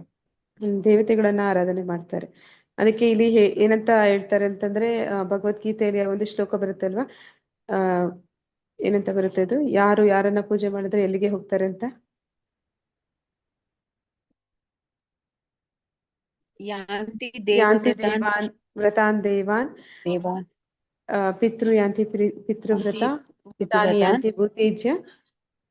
ಭಗವಂತನನ್ನ ಆರಾಧನೆ ಮಾಡುವವರು ಭಗವಂತನ ಹತ್ರಕ್ಕೆ ಹೋಗ್ತಾರೆ ಅಂತ ಹೀಗೆ ಆ ಒಂದು ಶ್ಲೋಕದಲ್ಲಿ ಹೇಳ್ತಾರೆ. ಮತ್ತೆ ಇನ್ನೊಂದು ಏನಂತ ಹೇಳ್ತಾರೆ, ಈ ದೇವತೆಗಳನ್ನ ಆರಾಧನೆ ಮಾಡುವಂತವ್ರನ್ನ ಭಗವಂತ ಏನಂತ ಹೇಳ್ತಾನೆ, ಅಬುದ್ಧಯ ಅಂತ ಹೇಳ್ತಾನೆ, ಮೂಢರು ಅಂತ ಹೇಳ್ತಾನೆ, ಮೂರ್ಖರು ಅಂತ ಹೇಳ್ತಾನೆ. ಹಾಗೆ ಯಾರು ಈ ರೀತಿ ದೇವತೆಗಳನ್ನ ಆರಾಧನೆ ಮಾಡ್ತಾರೆ, ಅವರು ದೇವತೆಗಳನ್ನ ಆರಾಧನೆ ಮಾಡೋದಕ್ಕೆ ಮೂಲ ಉದ್ದೇಶ ಏನು ಅಂತಂದ್ರೆ, ಅವ್ರಿಗೆ ಇನ್ನೂ ಈ ಲೌಕಿಕ ಆಸೆಗಳು ಆಸಕ್ತಿಗಳು ಹೆಚ್ಚು ಹೆಚ್ಚು ಇದೆ ಅಂತ. ಯಾರಿಗೆಲ್ಲ ಈ ರೀತಿ ಲೌಕಿಕ ಆಸಕ್ತಿಗಳು ಹೆಚ್ಚು ಇರುತ್ತೆ, ಅವರ ಭವರೋಗದಲ್ಲಿದ್ದಾರೆ ಅಂತ ಹೇಳ್ತಾರೆ. ಅಂತಹ ಭವರೋಗದಲ್ಲಿ ಇರುವಂತವ್ರು ಯಾವತ್ತು ಭಗವಂತನ ಹತ್ರಕ್ಕೆ ಹೋಗೋದಕ್ಕೆ ಸಾಧ್ಯ ಇಲ್ಲ. ಅವರು ನೋಡೋದಕ್ಕೆ ಅಂದ್ರೆ ತುಂಬಾ ನಿಷ್ಠೆಯಿಂದ ವ್ರತ ತಪಸ್ಸುಗಳನ್ನ ಮಾಡ್ತಾರೆ, ಆದ್ರೆ ಅವರು ಕೂಡ ಉಪವಾಸಗಳನ್ನ ಮಾಡುವಂತದ್ದು ಅಥವಾ ಯಾಗ ಯಜ್ಞಗಳನ್ನ ಆಚರಣೆ ಮಾಡುವಂಥದ್ದು, ದಾನಗಳನ್ನ ನೀಡುವಂಥದ್ದು ಎಲ್ಲವನ್ನು ಮಾಡ್ತಾರೆ. ಆದ್ರೂ ಕೂಡ ಭಕ್ತರ ಹಾಗೆ ಕಂಡ್ರು ಕೂಡ ಅವರನ್ನ ಇಲ್ಲಿ ಭಕ್ತರು ಅಂತಲೇ ಇಲ್ಲಿ ಹೇಳ್ತಾ ಇದ್ದಾರೆ. ಅಂತವರ ಸಹವಾಸ ಮಾಡೋದು ಕೂಡ ಅದು ತುಂಬಾ ಖಂಡನೀಯ ಅಂತ ಇಲ್ಲಿ ಹೇಳ್ತಾ ಇದ್ದಾರೆ. ಅದಕ್ಕೆ ಏನಂತ ಹೇಳ್ತಾ ಇದ್ದಾರೆ ಅಂತಂದ್ರೆ, ನಾವು ಉಕ್ಕಿನ ಪಂಜರ ಅಂದ್ರೆ ಜೈಲಿಗೆ ಹೋದ್ರೂ ಪರವಾಗಿಲ್ಲ, ಅಥವಾ ಬೆಂಕಿಗೆ ಬಿದ್ದು ಸತ್ರು ಪರವಾಗಿಲ್ಲ, ಇಲ್ಲ ಅಂತಂದ್ರೆ ಯಾವ್ದೆಲ್ಲ ಒಂದು ಪ್ರಾಣಿಗಳನ್ನ ಹಾವನ್ನ, ಹುಲಿಯನ್ನ, ಮೊಸಳೆಯನ್ನ ಅಪ್ಪಿಕೊಳ್ಳುವಂತ ಪರಿಸ್ಥಿತಿ ಬಂದ್ರೂ ಪರವಾಗಿಲ್ಲ, ಆದ್ರೆ ಇಂತಹ ಜನರ ಸಹವಾಸ ಮಾಡುವಂಥದ್ದು ಅಪಾಯಕರ, ಅದಕ್ಕಿಂತ ಅಪಾಯಕರ ಅಂತ ಹೇಳ್ತಾ ಇದ್ದಾರೆ. ಬೆಂಕಿಗೆ ಬೀಳೋದಕ್ಕಿಂತ ಅಪಾಯ. ಮತ್ತೆ ಹಾವು, ಹುಲಿ, ಮೊಸಳೆಯನ್ನ ಅಪ್ಕೊಂಡ್ರೆ ಏನಾಗುತ್ತೆ ಹರಿಕೃಷ್ಣ? ಅವು ನಮ್ಮನ್ನ ಪ್ರೀತಿಯಿಂದ ಅಲಗಿಸ್ಕೊತಾವ, ಸಾಯ್ತೇವೆ ಅಷ್ಟೇ. ಸಾಯ್ತೀವಿ. ಅದನ್ನೇ ಹೇಳ್ತಾ ಇದಾರೆ, ನೀವು ಸತ್ರು ಪರವಾಗಿಲ್ಲ, ಆದ್ರೆ ಇಂಥವ್ರು ಸವಾಸ ಮಾಡ್ಬೇಡಿ ಅಂತ. ಯಾಕೆ ಅಂತ ಹೇಳ್ತಾ ಇದ್ದಾರೆ ಅದ್ ರೀತಿ ಅಂದ್ರೆ, ಈಗ ಸತ್ರು ಒಂದ್ ವೇಳೆ ನಮ್ಗೆ ಭಕ್ತರಾಗಿ ಸತ್ರೆ ಪರವಾಗಿಲ್ಲ, ಆ ರೀತಿ ಸಾಯ್ದಿರಾ ನಾವು ಈ ದೇವತೆಗಳನ್ನ ಆರಾಧನೆ ಮಾಡುವಂತ ಅಭಕ್ತರ ಜೊತೆ ಸಂಗ ಮಾಡಿ ಅಭಕ್ತರಾಗಿ ಸತ್ರೆ ಅದಕ್ಕಿಂತ ಹೆಚ್ಚಿನ ಒಂದು ದುರಂತ ಇನ್ನೊಂದಿಲ್ಲ ಅನ್ನೋ ರೀತಿಯಲ್ಲಿ ಹೇಳ್ತಾ ಇದ್ದಾರೆ. ಹಾಗೆ ಅಭಕ್ತರ ಸವಾಸ ಮಾಡಬಾರ್ದು ಅಂತ ಅಂದ್ರೆ ಧರ್ಮಶಾಸ್ತ್ರಗಳಲ್ಲೂ ಕೂಡ ಹೇಳಿದೆ ಅನ್ನೋದನ್ನ ಇಲ್ಲಿ ಉಲ್ಲೇಖ ಕೊಡ್ತಾ ಇದ್ದಾರೆ. ರೋಗಿಗಳಿಗೆ ಸೂರ್ಯನ ಉಪಾಸನೆ ಮಾಡುವಂಥದ್ದು, ಸುಂದರವಾದ ಪತ್ನಿ ಬೇಕು ಅಂತಂದ್ರೆ ಶಿವನ ಪತ್ನಿ ದುರ್ಗಾದೇವಿಯನ್ನ ಆರಾಧನೆ ಮಾಡುವಂಥದ್ದು, ವಿದ್ಯೆಗಾಗಿ ಸರಸ್ವತಿಯನ್ನ ಆರಾಧನೆ ಮಾಡುವಂಥದ್ದು, ಇದೆಲ್ಲ ವೇದಗಳಲ್ಲಿ ಕೊಟ್ಟಿದೆ. ಆದ್ರೆ ಅದು ಯಾರಿಗಾಗಿ ಕೊಟ್ಟಿದೆ ಅಂದ್ರೆ ಇನ್ನ ಆರಂಭದ ಹಂತದಲ್ಲಿ ಇರುವಂತವ್ರಿಗಾಗಿ ಕೊಟ್ಟಿರುವಂತದ್ದು. ಆದ್ರೆ ಯಾರು ಶುದ್ಧ ಭಕ್ತರು ಇರ್ತಾರೆ ಅಂತವ್ರು ಇವರ ಸಹವಾಸ ಮಾಡಿದ್ರೆ ಅವರು ಕೂಡ ಪತನ ಹೊಂದುತ್ತಾರೆ. ಅವರು ಭಕ್ತಿಯಿಂದ ಆ ಕಾರಣದಿಂದ ಅವರನ್ನು ಎಷ್ಟೇ ಅವರು ನಿಷ್ಠೆಯಿಂದ ಆ ದೇವತೆಗಳನ್ನ ಉಪಾಸನೆ ಮಾಡಿದ್ರು ಕೂಡ ಅವರನ್ನ ನಾವು ಅಭಕ್ತರು, ಅವೈಷ್ಣವರು ಅಂತಲೇ ಇಲ್ಲಿ ಕರೀತಾ ಇದ್ದಾರೆ. ಅದನ್ನ ಇಲ್ಲಿ ನಿನ್ನೆ ಮಾತಾಜಿ ಒಬ್ರು ಕೇಳಿದ್ದು, ರತ್ನ ಮಾತಾಜಿ, ಅಂದ್ರೆ ಬೇರೆ ಬೇರೆ ದೇವತೆಗಳನ್ನ ಆರಾಧನೆ ಮಾಡಿದ್ರು ಕೂಡ ಭಗವಂತ ನಾಮ ಹಲವು, ಭಗವಂತ ದೇವ ಒಬ್ಬ ಅಂತ ಅದನ್ನ ಇಲ್ಲಿ ಮಾಯಾವಾದಿಗಳು ಹೇಳ್ತಾರೆ ಅಂತ ಇಲ್ಲಿ ಹೇಳ್ತಾ ಇದ್ದಾರೆ. ಅಂದ್ರೆ ನಾವು ಯಾರನ್ನೇ ಆರಾಧನೆ ಮಾಡಿದ್ರು ಕೂಡ ಅದು ಕೃಷ್ಣನಿಗೆ ಸಲ್ಲುತ್ತೆ ಅನ್ನುವಂಥದ್ದು, ಅದೆಲ್ಲವೂ ಕೂಡ ಸತ್ಯ ಅಲ್ಲ. ನಾವು ಯಾರನ್ನ ಆರಾಧನೆ ಮಾಡ್ತೀವಿ ನಾವು ಅವರದೇ ಒಂದು ಲೋಕಕ್ಕೆ ಹೋಗ್ತೀವಿ.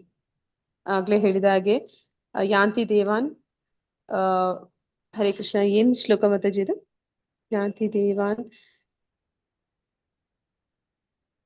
ಯಾಂತಿ ದೇವವ್ರತಾನಿ ದೇವಾನ್ ಪಿತೃನ್ ಯಾಂತಿ ಪಿತೃವ್ರತ ಭೂತಾನಿ ಯಾಂತಿ ಭೂತೇಜ್ಯ. ಭೂತೇಭ್ಯ.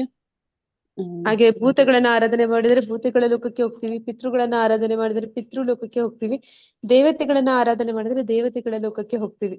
ಅವರನ್ನೆಲ್ಲ ಆರಾಧನೆ ಮಾಡಿ ಅದು ಕೃಷ್ಣನಿಗೆ ಸಲ್ಲುತ್ತೆ, ಅದು ಅವಿಧಪೂರ್ವಕವಾಗಿ ಸಲ್ಲುತ್ತೆ ಅನ್ನುವಂಥದ್ದು ನಿಜನೇ ಇದ್ರು ಕೂಡ ಅವನ ಒಂದು ಧಾಮಕ್ಕೆ ಹೋಗೋದಕ್ಕೆ ಸಾಧ್ಯ ಆಗೋದಿಲ್ಲ. ಆ ಕಾರಣದಿಂದ ಇಲ್ಲಿ ಹೇಳ್ತಾ ಇದ್ದಾರೆ, ದೇವತೆಗಳನ್ನ ಆರಾಧನೆ ಮಾಡುವಂಥದ್ದು ಮತ್ತೆ ನಾವು ಭಗವಂತನ ಹತ್ರಕ್ಕೆ ಹೋಗಿ ಸೇರ್ತೀವಿ ಅಂತ ಅನ್ನುವಂಥದ್ದು ಅದು ಮಾಯವಾದ ಅಂತ. ಹಾಗಾಗಿ ನಾವು ದೇವತೆಗಳನ್ನ ಆರಾಧನೆ ಮಾಡಿ ಭಗವದ್ಗೀತೆಯಲ್ಲಿ ಹೇಳುವ ಮೂಲಕ ಭಗವಂತನ ಧಾಮಕ್ಕೆ ಹೋಗೋದಕ್ಕೆ ಸಾಧ್ಯ ಇಲ್ಲ.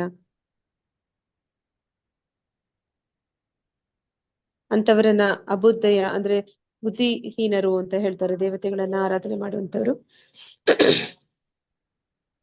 ಅಂತವರ ಸಹವಾಸ ಮಾಡೋದಕ್ಕಿಂತ ಕ್ರೂರ ಮೃಗಗಳ ಜೊತೆ ವಾಸಿಸುವುದು ವಾಸಿ ಅಂತ ಇಲ್ಲಿ ಹೇಳ್ತಾ ಇದ್ದಾರೆ. ಹರೇ ಕೃಷ್ಣ. ಮುಂದುವರಿಸ್ತೀರಾ ಯಾರಾದ್ರು? ಹರೇ ಕೃಷ್ಣ ಮಾತಾಜಿ. ಹಾ ಪ್ರಭು. ಅಯೋಗ್ಯ ಶಿಷ್ಯ ಸ್ವೀಕಾರ, ಬಹುದೇಹ ನಿರ್ಮಾಣ ಅಥವಾ ಹಲವಾರು ಗ್ರಂಥಗಳ ಅಧ್ಯಯನ. ಒಬ್ಬ ವ್ಯಕ್ತಿಯು ಬಹುಮಂದಿ ಶಿಷ್ಯರನ್ನೇನೋ ಹೊಂದಿರಬಹುದು, ಆದರೆ ಅಂತಹ ಶಿಷ್ಯರಲ್ಲಿ ಯಾರೋ ಒಬ್ಬನು ತೋರಿದ ವಿಶೇಷ ಕೃಪೆಗೆ ವ್ಯಕ್ತಿಯು ಉಪಕೃತನಾಗಿರಬಾರದೆಂಬುದು ಇನ್ನೊಂದು ಕಟ್ಟಳೆ. ಹಾಗೆ ಬಹುಸಂಖ್ಯೆಯಲ್ಲಿ ದೇಗುಲಗಳನ್ನು ನಿರ್ಮಿಸುವ ಉತ್ಸಾಹವು ವ್ಯಕ್ತಿಯರಿರಬಾರದು. ಅದೇ ರೀತಿ ಭಕ್ತಿ ಸೇವೆಯ ಮುನ್ನಡೆಗೆ ಸಾಧಕವಾಗುವಂತಹ ಪುಸ್ತಕಗಳ ವಿನ ಬೇರೆ ಬೇರೆ ತರನ ಪುಸ್ತಕಗಳನ್ನು ಓದುವ ಹುಮ್ಮಸ್ಸು ಇರಬಾರದು. ವಾಸ್ತವವಾಗಿ ಭಗವದ್ಗೀತೆ, ಭಾಗವತ, ಶ್ರೀ ಚೈತನ್ಯ ಅಮೃತ ಹಾಗೂ ಭಕ್ತಿರಸಾಮೃತ ಸಂಧಿವಂತಹ ಪುಸ್ತಕಗಳನ್ನು ಗಂಭೀರವಾಗಿ ಓದಿದರೆ ಅಂತಹ ಓದು ಕೃಷ್ಣ ಪ್ರೇಗೆ ವಿಜ್ಞಾನವನ್ನು ಅರ್ಥವಿಸಿಕೊಳ್ಳಲು ನೆರವಾಗುತ್ತದೆ. ಬೇರೆ ತರ ಪುಸ್ತಕಗಳನ್ನು ಓದುವ ಕೃಷ್ಣನನ್ನು ವ್ಯಕ್ತಿಯು ತೆಗೆದುಕೊಳ್ಳಬೇಕಾಗಿಲ್ಲ. ಮುಂದುವರಿಸಿ ಪ್ರಭು. ಶ್ರೀಮದ್ ಭಾಗವತದ 7ನೇ ಸ್ಕಂದದಲ್ಲಿ 13ನೇ ಅಧ್ಯಾಯ 8ನೇ ಶ್ಲೋಕದಲ್ಲಿ ಒಂದು ಪ್ರಸಂಗವಿದೆ. ನಾರದ ಮುನಿಗಳು ಯುಧಿಷ್ಠಿರ ಮಹಾರಾಜನೊಂದಿಗೆ ಸಾಮಾಜಿಕ ಧರ್ಮ ವಿಚಾರವನ್ನು ಚರ್ಚಿಸುತ್ತಾ ಐಹಿಕ ಜಗತ್ತಿನ ಬದುಕನ್ನು ಪರಿತ್ಯಜಿಸಿ ಸನ್ಯಾಸಿಗಳು ಪಾಲಿಸಬೇಕಾದ ವಿಧಿಗಳನ್ನು ವಿಶೇಷವಾಗಿ ಪ್ರಸ್ತಾವಿಸುತ್ತಾರೆ. ಸನ್ಯಾಸಾಶ್ರಮವನ್ನು ಸ್ವೀಕರಿಸಿದ ಯಾರೇ ಆಗಲಿ ಯೋಗ್ಯನಲ್ಲದ ವ್ಯಕ್ತಿಯನ್ನು ಶಿಷ್ಯನನ್ನಾಗಿ ಸ್ವೀಕರಿಸುವುದನ್ನು ನಿಷೇಧಿಸಿದೆ. ವಿದ್ಯಾರ್ಥಿಯಾಗಲು ಬಂದಿರುವ ಆತನು ನಿಜವಾಗಿಯೂ ಕೃಷ್ಣ ಪ್ರಜ್ಞೆಯನ್ನು ಹರಿಸುತ್ತಿದ್ದಾನೆಯೇ ಎಂಬುದನ್ನು ಸನ್ಯಾಸಿ ಎಲ್ಲದಕ್ಕೂ ಮೊದಲು ಪರೀಕ್ಷಿಸಬೇಕು. ವಿದ್ಯಾರ್ಥಿಯು ಹಾಗೆ ಮಾಡುತ್ತಿಲ್ಲದಿದ್ದಲ್ಲಿ ಅಂಥವನನ್ನು ಶಿಷ್ಯನಾಗಿ ಮಾಡಿಕೊಳ್ಳಬಾರದು. ಆದರೆ ಭಗವಾನ್ ಚೈತನ್ಯರ ಅವ್ಯಾಜ್ಯ ಕರುಣೆಯು ಎಂಥವುದೆಂದರೆ ಎಲ್ಲೆಡೆಯೂ ಕೃಷ್ಣ ಪ್ರಜ್ಞೆಯನ್ನು ಕುರಿತು ಮಾತಾಡುವಂತೆ ಅವರು ಎಲ್ಲಾ ಸದ್ಗುರುಗಳಿಗೂ ಉಪದೇಶ ಮಾಡಿದರು. ಆದ್ದರಿಂದ ಚೈತನ್ಯರ ಮಾರ್ಗ ಹಿಡಿದು ಸನ್ಯಾಸಿಗಳು ಕೂಡ ಎಲ್ಲೆಡೆ ಕೃಷ್ಣ ಪ್ರಜ್ಞೆಯ ಕುರಿತು ಮಾತನಾಡಬಹುದು. ಹಾಗೂ ಶಿಷ್ಯ ವೃತ್ತಿಯನ್ನು ಬಯಸಿ ಬಂದ ಅಂತವರ ಅಪೇಕ್ಷೆಯನ್ನು ಸನ್ಯಾಸಿಯು ಸ್ವೀಕರಿಸುತ್ತಾನೆ. ಶಿಷ್ಯರ ಸಂಖ್ಯೆಯನ್ನು ಹೆಚ್ಚಿ ಮಾಡಿಕೊಂಡಲ್ಲದೆ ಕೃಷ್ಣ ಪ್ರಜ್ಞಾ ಚಳವಳಿಯ ಪ್ರಸಾರ ಸಾಧ್ಯವಾಗುವುದಿಲ್ಲ. ಆದ್ದರಿಂದ ಕೆಲವೊಮ್ಮೆ ಅಪಾಯಕಾರಿ ಸಂಭಾವ್ಯತೆ ಇದ್ದರೂ ಚೈತನ್ಯರ ಮಾರ್ಗದಲ್ಲಿ ನಡೆಯುವ ಸನ್ಯಾಸಿಯು ಸಂಪೂರ್ಣವಾಗಿ ಯೋಗ್ಯಲ್ಲದ ವ್ಯಕ್ತಿಯನ್ನು ಶಿಷ್ಯನನ್ನಾಗಿ ಸ್ವೀಕರಿಸಬಹುದು. ಮುಂದೆ ಅವನಿಗೆ ಲಭ್ಯವಾಗುವ ಸದ್ಗುರುವಿನ ಕರುಣೆಯಿಂದಾಗಿ ಆ ಶಿಷ್ಯನು ಕ್ರಮೇಣ ಉನ್ನತಿ ಗಳಿಸುತ್ತಾನೆ. ಆದಾಗ್ಯೂ ಪ್ರತಿಷ್ಠೆಗಾಗಿಯೋ ಇಲ್ಲ ಹುಸಿ ಮರ್ಯಾದೆಗೋಸ್ಕರವಾಗಿಯೋ ಶಿಷ್ಯರ ಸಂಖ್ಯೆಯನ್ನು ಹೆಚ್ಚು ಮಾಡಿಕೊಂಡರೆ ಅಂತಹ ಗುರು ಕೃಷ್ಣ ಪ್ರಜ್ಞಾ ಕಾರ್ಯದಲ್ಲಿ ಪತನ ಹೊಂದುವುದು ನಿಶ್ಚಯ. ಅದೇ ರೀತಿ ಸದ್ಗುರುಗಳು ಬಹುಸಂಖ್ಯೆಯಲ್ಲಿ ಪುಸ್ತಕಗಳನ್ನು ಓದಿ ತಮ್ಮ ಪಾಂಡಿತ್ಯವನ್ನು ತೋರಿಸುವ ಅಥವಾ ಬೇರೆ ಬೇರೆ ಸ್ಥಳಗಳಲ್ಲಿ ಪ್ರವಚನದಿಂದ ಖ್ಯಾತವನ್ನು ಪಡೆಯುವ ಕೆಲಸಕ್ಕೆ ಹೋಗಬಾರದು. ವ್ಯಕ್ತಿಯು ಇಂತಹವೆಲ್ಲವನ್ನು ತ್ಯಜಿಸಬೇಕು. ದೇಗುಲಗಳನ್ನು ನಿರ್ಮಿಸುವ ವಿಚಾರದಲ್ಲಿಯೂ ಸನ್ಯಾಸಿಗೆ ಉತ್ಸಾಹವಿರಬಾರದೆಂದು ಹೇಳಲಾಗಿದೆ.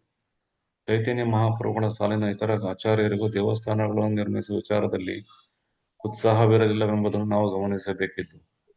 ಹೀಗಿದ್ದು ಅಷ್ಟಿಷ್ಟು ಸೇವೆ ಸಲ್ಲಿಸಲು ಯಾರಾದರೂ ಮುಂದೆ ಬಂದಲ್ಲಿ ಇದೇ ಹಿಂಜರಿಯುವ ಆಚಾರ್ಯರು ಅಂತಹ ದಾಸರನ್ನು ಅದ್ದೂರಿ ದೇವಸ್ಥಾನ ನಿರ್ಮಿಸಿರೆಂದು ಪ್ರೋತ್ಸಾಹಿಸುತ್ತಾರೆ. ಉದಾಹರಣೆಗೆ ಸಾಮ್ರಾಟ್ ಅಕ್ಬರನ ಆಸ್ಥಾನದಲ್ಲಿ ಮಹಾದಂಡನಾಯಕನಾಗಿದ್ದ ಮಹಾರಾಜ ಮಾನ್ಸಿಂಗ್ ರೂಪ ಗೋಸ್ವಾಮಿಯವರಿಗೆ ಒಂದು ಅನುಗ್ರಹ ತೋರುವುದಾಗಿ ಹೇಳಿದ. ಆಗ ರೂಪ ಗೋಸ್ವಾಮಿಯವರು ಗೋವಿಂದರಾಜನಿಗೆ ಒಂದು ಭವ್ಯ ದೇವಸ್ಥಾನವನ್ನು ನಿರ್ಮಿಸುವಂತೆ ಮಾನ್ಸಿಂಗ್ ದಂಡನಾಯಕನನ್ನು ಕೇಳಿಕೊಂಡರು. ದೇಗುಲ ನಿರ್ಮಾಣಕ್ಕೆ ತುಂಬಾ ವೆಚ್ಚ ತಗುಲಿತು. ಆದ್ದರಿಂದ ಸದ್ಗುರುಗಳು ದೇವಸ್ಥಾನದ ನಿರ್ಮಾಣ ವಿಚಾರದಲ್ಲಿ ತಾವೇ ನೇರ ಹೊಣೆಗಾರರಾಗಬಾರದು. ಯಾರಲ್ಲೋ ಹಣವಿದ್ದು ಅದನ್ನು ಆತ ಕೃಷ್ಣ ಸೇವೆಗೆ ಬಳಸಲು ಮುಂದೆ ಬಂದಲ್ಲಿ ರೂಪ ಗೋಸ್ವಾಮಿಯಂತವರು ಆಚಾರ್ಯರು ಆ ಹಣವನ್ನು ಪ್ರಭು ಸೇವಾರ್ಥಕ್ಕಾಗಿ ಮನೋಹರವೂ ಭವ್ಯ ದೇವಸ್ಥಾನವನ್ನು ನಿರ್ಮಾಣಕ್ಕಾಗಿ ಬಳಸಿಕೊಳ್ಳಬಹುದು. ದುರ್ದೈವವಶಾತ್ ಗುರುವಾಗಲು ಅರ್ಹತೆ ಇಲ್ಲದ ಒಬ್ಬ ವ್ಯಕ್ತಿಯು ಕೆಲವೊಮ್ಮೆ ಗುರುಗಳು ಯಾವ ಪ್ರಚಾರ ಕಾರ್ಯವನ್ನು ಮಾಡದೆ ಭವ್ಯ ದೇಗುಲದಲ್ಲಿ ಆಯಾಗಿಸುವಂತಹ ಹಣವನ್ನು ಬಳಸಿಕೊಂಡರೆ ಅದು ಯೋಗ್ಯ ಕ್ರಮವಲ್ಲ. ಬೇರೆಯ ಮಾತುಗಳಲ್ಲಿ ಹೇಳುವುದಾದರೆ ಗುರುಗಳಾದವರು ಆಧ್ಯಾತ್ಮಿಕ ಮುನ್ನಡೆಯ ಹೆಸರು ಹೇಳಿಕೊಂಡು ದೇಗುಲ ನಿರ್ಮಾಣದ ವಿಷಯದಲ್ಲಿ ಅತ್ಯುತ್ಸಾಹ ತೋರಬೇಕಾಗಿಲ್ಲ. ಇದಕ್ಕೆ ಪ್ರತಿಯಾಗಿ ಅವರ ಮೊದಲ ಮತ್ತು ಅತಿ ಮುಖ್ಯ ಕಾರ್ಯವೆಂದರೆ ಧರ್ಮ ಪ್ರಚಾರ ಒಂದೇ. ಈ ಸಂಬಂಧದಲ್ಲಿ ಶ್ರೀಲ ಭಕ್ತಿ ಸಿದ್ಧಾಂತ ಸರಸ್ವತಿ ಗೋಸ್ವಾಮಿ ಮಹಾರಾಜರು ಸದ್ಗುರುಗಳಿಗೆ ಗ್ರಂಥಗಳನ್ನು ಪ್ರಕಟಿಸುವ ಕಾರ್ಯವನ್ನು ಸಲಹೆ ಮಾಡುತ್ತಾರೆ. ವ್ಯಕ್ತಿಯಲ್ಲಿ ಹಣವಿದ್ದರೆ ಕೃಷ್ಣ ಪ್ರಜ್ಞಾ ಚಳವಳಿಯ ಪ್ರಸಾರಕ್ಕಾಗಿ ಭವ್ಯ ದೇಗುಲಗಳನ್ನು ನಿರ್ಮಿಸುವುದರ ಬದಲಾಗಿ ಬೇರೆ ಬೇರೆ ಭಾಷೆಗಳಲ್ಲಿ ಪ್ರಮಾಣಭೂತ ಗ್ರಂಥಗಳನ್ನು ಪ್ರಕಟಿಸಬಹುದು. ಧನ್ಯವಾದಗಳು ಹರೇ ಪ್ರಭು. ಕೃಷ್ಣ. ಹರೇ ಕೃಷ್ಣ.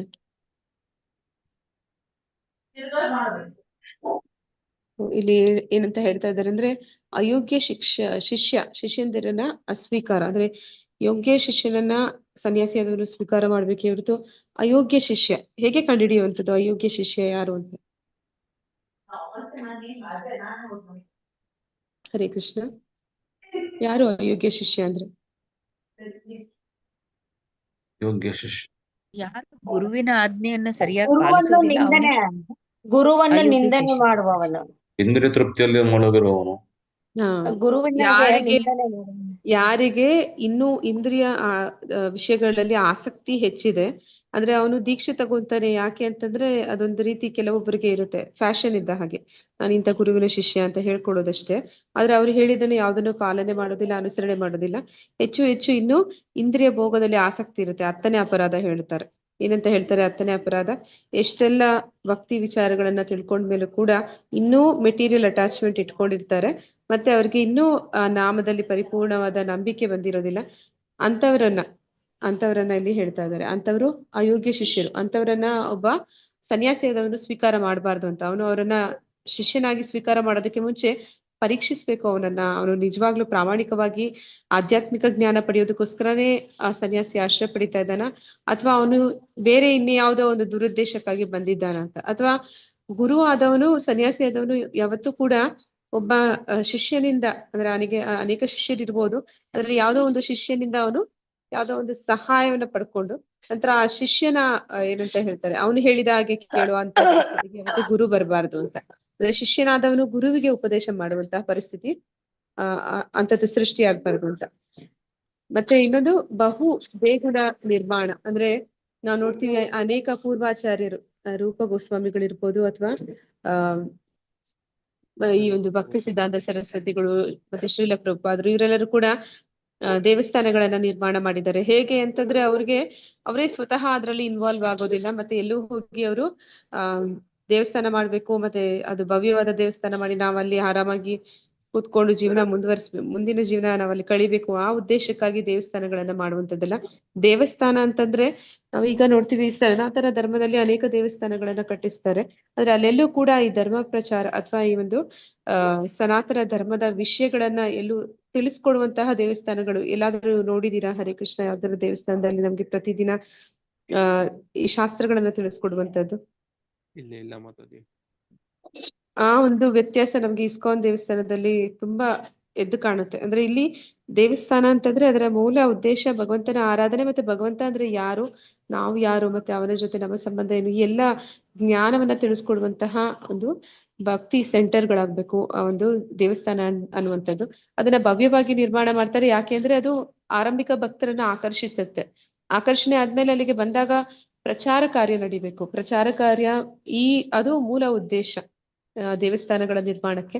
ಆ ಒಂದು ಉದ್ದೇಶ ಅದು ಈಡೇರದೆ ಸುಮ್ನೆ ಭವ್ಯವಾದ ಒಂದು ದೇವಸ್ಥಾನಗಳನ್ನ ಮಾಡಿಬಿಟ್ಟು ಅಲ್ಲಿ ಇರುವಂತವರು ಸನ್ಯಾಸಿಗಳು ಅಥವಾ ಶಿಷ್ಯಂದಿರು ಏನಂತ ಹೇಳ್ತಾರೆ, ಆಶಾರಾಮಿ ಜೀವನ ಮಾಡುವಂಥದ್ದು, ಅದೆಲ್ಲ ಕೂಡ ಆ ಉದ್ದೇಶಕ್ಕಾಗಿ ಈ ಒಂದು ದೇಗುಲಗಳನ್ನ ನಿರ್ಮಾಣ ಮಾಡಬಾರ್ದು ಅಂತ ಹೇಳ್ತಾರೆ. ಅಂದ್ರೆ ನಾವು ನೋಡ್ತೀವಿ ಭಕ್ತಿ ಸಿದ್ಧಾಂತ ಸರಸ್ವತಿ ಠಾಕೂರರು ಗೌಡಿಯ ಮಠಗಳನ್ನ ಅವರು ಕೂಡ ನಿರ್ಮಾಣ ಮಾಡ್ತಾರೆ.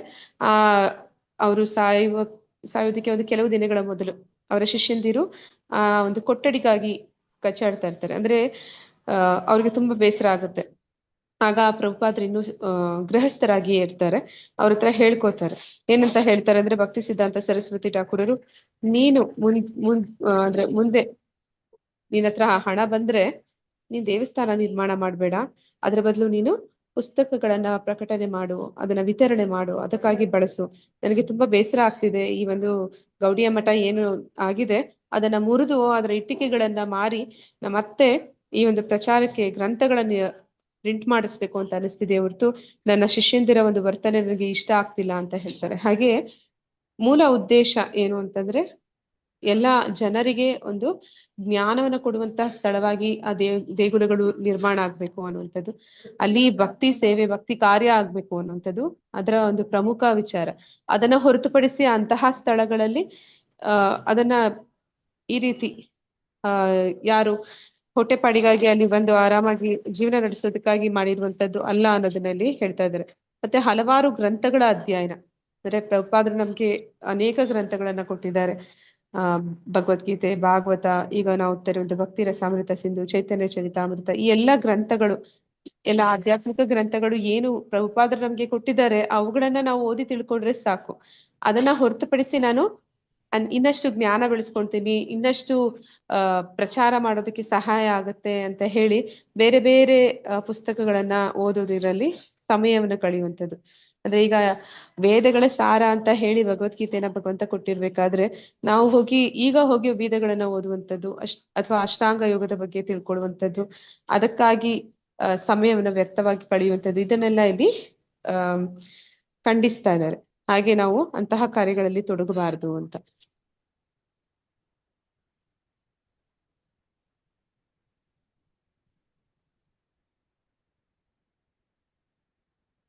ಅಂದ್ರೆ ಇಲ್ಲಿ ನಾವು ಇನ್ನೊಂದು ವಿಷಯ ಹೇಳ್ತಾ ಇದ್ದಾರೆ, ಯಾರು ಅಭಕ್ತರು ಇರ್ತಾರೆ ಅವರ ಸಹವಾಸ ಮಾಡಬಾರ್ದು ಅಂತ ಹೇಳ್ತಾರೆ. ಅಂದ್ರೆ 9ನೇ ಅಪರಾಧದಲ್ಲಿ ಹೇಳ್ತಾರೆ. ಏನಂತ ಹೇಳ್ತಾರೆ 9ನೇ ಅಪರಾಧ? ಹರೇ ಕೃಷ್ಣ. ಯಾರು ಭಗವಂತನನ್ನ ನಂಬೋದಿಲ್ಲ ಅಂತವ್ರಿಗೆ ಹೋಗಿ ಭಗವಂತನ ವಿಚಾರವನ್ನ ತಿಳಿಸಬಾರ್ದು ಅಂತ. ಆದ್ರೆ ಯಾರು ಭಗವಂತನ ಈ ಒಂದು ಚೈತನ್ಯ ಮಹಾಪ್ರಭುಗಳ ಶಿಷ್ಯಂದಿರಿದ್ರು ಅವರು ಅಂತಹ ಒಂದು ರಿಸ್ಕ್ ತಗೋತಾ ಇದ್ರು ಅಂತ ಹೇಳ್ತಾರೆ. ನಾವು ನೋಡ್ತೀವಿ ನಿತ್ಯಾನಂದ ಪ್ರಭುಗಳು ಇವರೆಲ್ಲರೂ ಕೂಡ ಜಗಾಯ್ ಮದ ಇಂತಹ ಪತಿತಾತ್ಮರನ್ನ ಅವ್ರು ಏನ್ ಮಾಡ್ತಿದ್ರು ಅಂದ್ರೆ ಹರಿದಾಸ್ ಠಾಕೂರರು, ನಿತ್ಯಾನಂದ ಪ್ರಭುಗಳು ಇವರೆಲ್ಲರೂ ಪ್ರತಿಯೊಬ್ಬರ ಮನೆಗೂ ಹೋಗಿ ಮನೆ ಬಾಗಿಲನ್ನ ತಟ್ತಿದ್ರಂತ. ಬಾಗಿಲು ತೆರೆದ ಕೂಡ್ಲೆ ಆ ತೆರೆದಂತ ವ್ಯಕ್ತಿಗೆ ದೀರ್ಘದಂಡ ನಮಸ್ಕಾರ ಮಾಡಿ ದಯವಿಟ್ಟು ಹರೇ ಕೃಷ್ಣ ಮಹಾಮಂತ್ರವನ್ನ ನಮಗಾಗಿ ಒಂದು ಸತಿ ಆದ್ರೂ ಹೇಳಿ ಅಂತ ಕೇಳ್ಕೊತಾ ಇದ್ರಂತೆ. ಹಾಗೆ ಯಾರು ಅಭಕ್ತರಿರ್ತಾರೆ ಅವ್ರಿಗೂ ಕೂಡ ಈ ಒಂದು ಭಕ್ತಿಯನ್ನ ಪ್ರಸಾರ ಮಾಡುವಂತಹ ಕಾರ್ಯದಲ್ಲಿ ಚೈತನ್ಯ ಮಹಾಪ್ರಭುಗಳ ಶಿಷ್ಯಂದಿರು ಅವರು ಪ್ರಯತ್ನ ಪಡ್ತಿದ್ರು. ಹಾಗೆ ಪ್ರಭುಪಾದರು ಕೂಡ ಇಪ್ಪಿಗಳನ್ನ ಹ್ಯಾಪಿ ಮಾಡಿದವರು ಹಾಗೇನೆ. ಅಂದ್ರೆ ಅಲ್ಲಿ ಹೋಗಿ ಯಾರು ಪರಿಪೂರ್ಣವಾಗಿ ಭಗವಂತನ ವಿಚಾರವನ್ನು ಏನೇನು ತಿಳಿದೇ ಇರುವಂತಹ ವ್ಯಕ್ತಿಗಳನ್ನು ಕೂಡ ವೈಷ್ಣವರನ್ನಾಗಿ ಮಾಡ್ತಾರೆ, ಅದನ್ನ ಇಲ್ಲಿ ಹೇಳಿದ್ದಾರೆ. ಅಂದ್ರೆ ಶಿಷ್ಯರ ಸಂಖ್ಯೆಯನ್ನ ಹೆಚ್ಚು ಮಾಡುವಂತದ್ದು ಆ ಒಂದು ಕೃಷ್ಣ ಪ್ರಜ್ಞೆ ಚಳವಳಿ ಪ್ರಸಾರದಿಂದ ಅಲ್ಲಿ ನಾವು ಆ ಭಕ್ತರು ಅಂತ ವ್ಯತ್ಯಾಸ ನೋಡಿದ್ರೆ ಅದು ಸಾಧ್ಯ ಇಲ್ಲ. ಅಲ್ಲಿ ಅಪಾಯಕಾರಿ ಸಂಭವತೆ ಇದ್ದರೂ ಚೈತನ್ಯರ ಮಾರ್ಗದಲ್ಲಿ ನಡೆಯುವ ಸನ್ಯಾಸಿಗಳು ಸಂಪೂರ್ಣವಾಗಿ ಯೋಗ್ಯವಲ್ಲದ ಒಬ್ಬ ವ್ಯಕ್ತಿನ ಶಿಷ್ಯನನ್ನಾಗಿ ಸ್ವೀಕರಿಸಿದ್ರು ಅಂತ.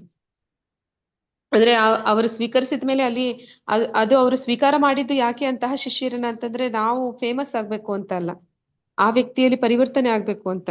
ಅಂದ್ರೆ ಉತ್ತಮಾಧಿಕಾರಿ ಇದ್ರೆ ಅಂತಹ ವ್ಯಕ್ತಿ ಎಂತದೇ ಪತಿತಾತ್ಮನನ್ನು ಕೂಡ ಉದ್ಧಾರ ಮಾಡುವಂತಹ ಶಕ್ತಿ ಅವನಲ್ಲಿ ಇರುತ್ತೆ.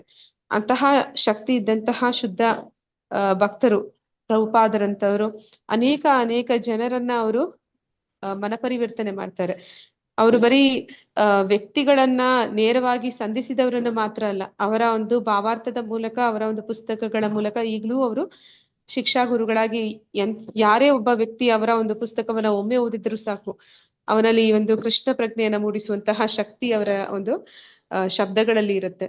ಅದನ್ನ ಇಲ್ಲಿ ಹೇಳ್ತಾ ಇದ್ದಾರೆ. ಅವರು ಅಂತಹ ಅಸಂಖ್ಯಾತ ಶಿಷ್ಯರನ್ನ ಹೊಂದುವಂಥದ್ದು ಅದು ಒಂದು ತೋರಿಕೆಗಾಗಿ ಅಲ್ಲ, ನಿಜವಾಗ್ಲೂ ಆ ಶಿಷ್ಯರ ಜೀವನದಲ್ಲಿ ಅವರು ಪರಿವರ್ತನೆಗಳನ್ನ ತರ್ತಾರೆ. ಅದೇ ರೀತಿ ಒಂದು ಬೇರೆ ಬೇರೆ ಪುಸ್ತಕಗಳನ್ನ ಓದಿ ಪಾಂಡಿತ್ಯವನ್ನು ಬೆಳೆಸ್ಕೊಂಡು ಪ್ರವಚನಗಳಲ್ಲಿ ಫೇಮಸ್ ಆಗ್ಬೇಕು ಅನ್ನೋ ಉದ್ದೇಶಕ್ಕಾಗಿ ಯಾರು ಪ್ರಯತ್ನ ಪಡಬಾರ್ದು ಅಂತ ಇಲ್ಲಿ ಹೇಳ್ತಾ ಇದ್ದಾರೆ. ಅದರ ಬದಲು ನಾವು ಗುರು ಶಿಷ್ಯ ಪರಂಪರೆಯಲ್ಲಿ ಏನು ನಮ್ಗೆ ಪೂರ್ವಾಚಾರ್ಯರು ತಿಳಿಸ್ಕೊಟ್ಟಿದ್ದಾರೆ ಅದನ್ನ ಯಥಾರೂಪವಾಗಿ ಹೇಳಿದ್ರೆ ಸಾಕು, ಇನ್ನೇನು ಹೊಸದಾಗಿ ಅಲ್ಲಿ ಸೇರಿಸ್ಬೇಕಾಗಿರುವ ಅವಶ್ಯಕತೆ ಬರುವುದಿಲ್ಲ. ಆ ರೀತಿ ಸೇರಿಸುವಂತ ಕೆಲಸ ಮಾಡಿದ್ರೆ ಅದನ್ನ ಇಲ್ಲಿ ತಪ್ಪು ಅಂತಲೇ ಇಲ್ಲಿ ಹೇಳ್ತಾ ಇದ್ದಾರೆ.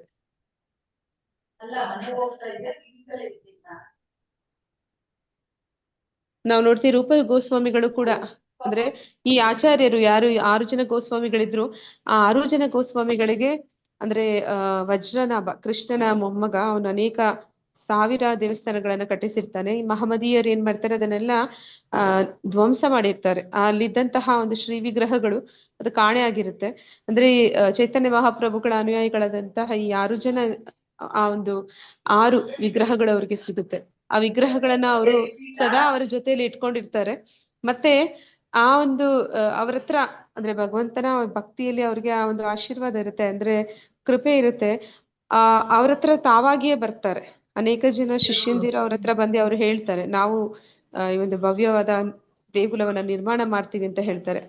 ಆ ರೀತಿ ಯಾರಾದ್ರೂ ಬಂದಾಗ ಅವರನ್ನ ನಾವು ಅಂದ್ರೆ ಅವರಿಂದ ನಾವು ಸಹಾಯ ಪಡಿಬಹುದು ಅನ್ನೋದನ್ನ ಇಲ್ಲಿ ಹೇಳ್ತಾ ಇದ್ದಾರೆ ದೇಗುಲ ನಿರ್ಮಾಣಕ್ಕಾಗಿ. ಆದ್ರೆ ಯಾರೇ ಸನ್ಯಾಸಿ ಆದವನು ಸ್ವತಃ ಅವನೇ ಅದರಲ್ಲಿ ಇನ್ವಾಲ್ವ್ ಆಗ್ಬಾರ್ದು ಅನ್ನೋದನ್ನ ಇಲ್ಲಿನೂ ಕೂಡ ತಿಳಿಸ್ತಾ ಇದ್ದಾರೆ. ಹಾಗೆ ಪ್ರಭುಪಾದರು ಕೂಡ 108 ದೇವಸ್ಥಾನಗಳನ್ನ ಪ್ರಪಂಚಾದ್ಯಂತ ನಿರ್ಮಾಣ ಮಾಡ್ತಾರೆ. ಮತ್ತೆ ಆ ರೀತಿ ನಿರ್ಮಾಣ ಮಾಡುವಾಗ್ಲೂ ಕೂಡ ಅವುಗಳನ್ನ ಭಕ್ತಿ ಸೆಂಟರ್ಗಳಾಗಿಯೇ ಮಾಡ್ತಾರೆ. ಅಲ್ಲಿ ಬರೀ ದೇವಸ್ಥಾನ ನಿರ್ಮಾಣ ಮಾಡಿದ್ದಷ್ಟೇ ಅಲ್ಲ, ಅಲ್ಲಿದ್ದಂತಹ ಯಾವುದೇ ಭಾಷೆ, ಯಾವುದೇ ಒಂದು ಧರ್ಮ, ಅಂಥದೇ ಒಂದು ಜನ ಆಗಿದ್ರು ಕೂಡ ಅವರಲ್ಲಿ ಒಂದು ಕೃಷ್ಣ ಪ್ರಜ್ಞೆಯನ್ನು ಅವರು ಮೂಡಿಸ್ತಾರೆ.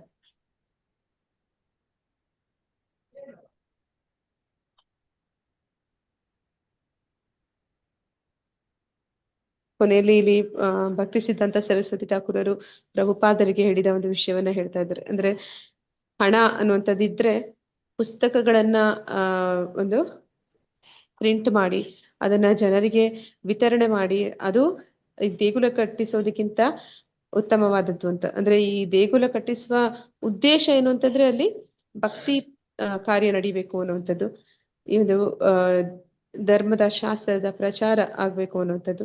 ಅದು ಪುಸ್ತಕಗಳ ಮೂಲಕ ಹೆಚ್ಚು ನಡೆಯುತ್ತೆ. ಅದಕ್ಕಾಗಿ ಅವರು ದೇವಸ್ಥಾನವನ್ನ ಮಾಡಿ ಈ ರೀತಿ ಜನ ದಾರಿ ತಪ್ಪಿ ಮತ್ತೆ ಅದಕ್ಕಾಗಿ ಕಿತ್ತಾಡುವಂತಹ ಒಂದು ಪರಿಸ್ಥಿತಿ ಬರೋದಕ್ಕಿಂತ ಪುಸ್ತಕಗಳನ್ನ ಪ್ರಕಟಣೆ ಮಾಡುವ ಅನ್ನೋದನ್ನ ಅಲ್ಲಿ ಅವರು ಒತ್ತಿ ಹೇಳ್ತಾರೆ. ಹರೇ ಕೃಷ್ಣ. ಮುಂದುವರಿಸಿ ಯಾರಾದ್ರು.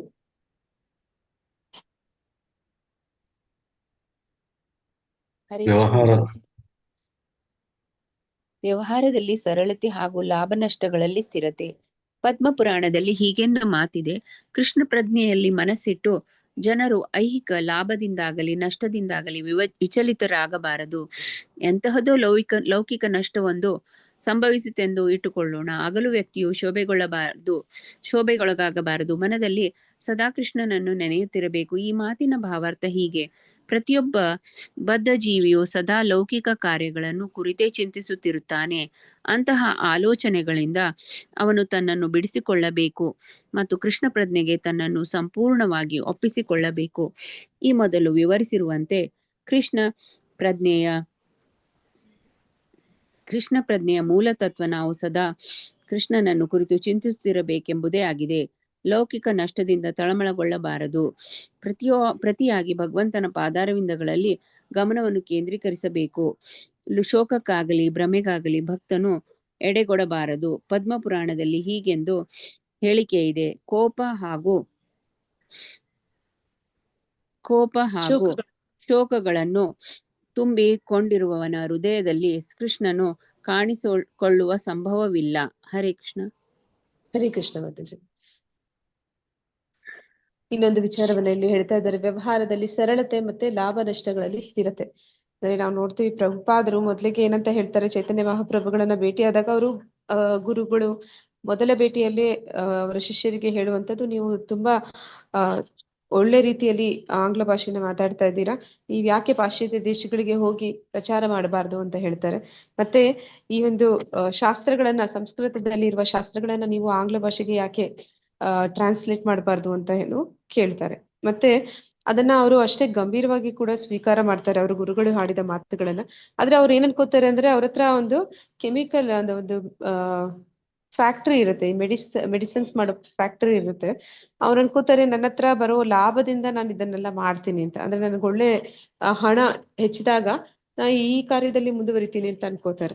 ಆದ್ರೆ ಭಗವಂತನ ಒಂದು ನಿರ್ಧಾರನೇ ಬೇರೆ ರೀತಿ ಇರುತ್ತೆ. ಆ ಒಂದು ಕೆಮಿಕಲ್ ಫ್ಯಾಕ್ಟರಿಗೆ ಬೆಂಕಿ ಬೀಳುತ್ತೆ, ಪೂರ್ತಿಯಾಗಿ ಅವ್ರಿಗೆ ನಷ್ಟ ಆಗುತ್ತೆ, ವಿಪರೀತ ನಷ್ಟ ಆಗುತ್ತೆ. ಮನೆಯಲ್ಲೂ ಕೂಡ ಅವರಿಗೆ ಏನಂತ ಹೇಳ್ತಾರೆ, ಎಲ್ಲವನ್ನ ಕಳ್ಕೊಂಡವಂತ ವ್ಯಕ್ತಿ ಅನ್ನೋ ರೀತಿಯಲ್ಲಿ ಅವರು ಅವರನ್ನ ಸಾಧಾರಣವಾಗಿ ನೋಡೋದಕ್ಕೆ ಪ್ರಾರಂಭ ಮಾಡಿರ್ತಾರೆ. ಆ ಸಂದರ್ಭದಲ್ಲಿ ಅವರ ಮಗ ಕೂಡ ದೊಡ್ಡವರು ಇರ್ತಾರೆ. ಹಾಗಾಗಿ ಎಲ್ಲ ಜವಾಬ್ದಾರಿಗಳನ್ನ ಮಗನಿಗೆ ವಹಿಸಿ ಅವರು ಸನ್ಯಾಸ ಸ್ವೀಕಾರ ಮಾಡ್ತಾರೆ. ಅಂದ್ರೆ ಎಂಥದೇ ಪರಿಸ್ಥಿತಿ ಬಂದಾಗ್ಲೂ ಕೂಡ ಭಕ್ತರಾದವರು ಅವರ ವಿಚಲಿತರಾಗೋದಿಲ್ಲ, ಅವರ ಭಕ್ತಿಯಲ್ಲಿ ಯಾವುದೇ ಒಂದು ಅಡೆತಡೆಗಳು ಬರೋದಿಲ್ಲ. ಅಂದ್ರೆ ಕೃಷ್ಣ ಪ್ರಜ್ಞೆ ಅಂತಂದ್ರೆ ನಮ್ಮ ಕಾನ್ಶಿಯಸ್ ಪರಿಪೂರ್ಣವಾಗಿ, ನಮ್ಮ ಮನಸ್ಸು ಬುದ್ಧಿ ಪರಿಪೂರ್ಣವಾಗಿ ಭಗವಂತನ ಸ್ಮರಣೆಯಲ್ಲಿ ಇರಬೇಕು. ಆದ್ರೆ ಅಂತಹ ಒಂದು ಮನಸ್ಸಿನಲ್ಲಿ ಅಥವಾ ಬುದ್ಧಿಯ ಮೇಲೆ ಈ ಲೌಕಿಕ ವಿಚಾರಗಳು ಲಾಭ ನಷ್ಟಗಳಾದಾಗ ಅದರ ಕಡೆಗೆ ನಮ್ಮ ಮನಸ್ಸು ವಾಲಿತು ಅಂತಂದ್ರೆ ಮತ್ತೆ ನಾವು ಭಕ್ತಿಯಲ್ಲಿ ಮುಂದುವರಿಯೋದಕ್ಕೆ ಸಾಧ್ಯ ಆಗೋದಿಲ್ಲ. ಅದನ್ನೇ ಇಲ್ಲಿ ಕೊನೆಯಲ್ಲಿ ಹೇಳ್ತಿರುವಂತದ್ದು ಏನಂತ ಹೇಳ್ತಾ ಇದ್ದಾರೆ, ಪದ್ಮಪುರಾಣದಲ್ಲಿ ಹೇಳಿರೋ ವಿಷಯ, ಯಾವ ವ್ಯಕ್ತಿಯ ಮನಸ್ಸು ಅಥವಾ ಬುದ್ಧಿ ಕೋಪಕ್ಕೆ ಅಥವಾ ಶೋಕಕ್ಕೆ ಅದು ಸಿಕ್ಕಾಕೊಂಡಿರುತ್ತೆ, ಅಂತಹ ವ್ಯಕ್ತಿ ಕೃಷ್ಣ ಪ್ರಜ್ಞೆಯಲ್ಲಿ ಮುಂದುವರಿಯೋದಕ್ಕೆ ಸಾಧ್ಯ ಇಲ್ಲ ಅಂತ. ಅಂತಹ ಒಂದು ಕೃಷ್ಣ ಪ್ರಜ್ಞೆಯಿಂದ ನಮ್ಮನ್ನ ದೂರ ಮಾಡುವಂತಹ ಅಪಾಯ ಬರುವಂತಹ ಈ ರೀತಿಯ ಒಂದು ಸನ್ನಿವೇಶಗಳಿಂದ ನಮ್ಮನ್ನ ನಾವು ದೂರ ಇಡಬೇಕು ಅಂತ. ಲೌಕಿಕವಾದ ಲಾಭ ನಷ್ಟಗಳು ಅದು ಎಲ್ಲರ ಜೀವನದಲ್ಲೂ ಬಂದು ಹೋಗ್ತಾ ಇರುತ್ತೆ. ಆದ್ರೆ ಅದನ್ನ ಗಂಭೀರವಾಗಿ ತಗೊಂಡು, ಅಂದ್ರೆ ನಾವೆಲ್ಲರೂ ಕೂಡ ಬದ್ಧಾತ್ಮರು, ಯಾವಾಗ್ಲೂ ಕೂಡ ಜೀವನದಲ್ಲಿ ಪ್ರತಿಯೊಂದು ಸಣ್ಣ ಪುಟ್ಟ ವಿಷಯಗಳಿಗೂ ವಿಚಲಿತರಾಗ್ತೀವಿ.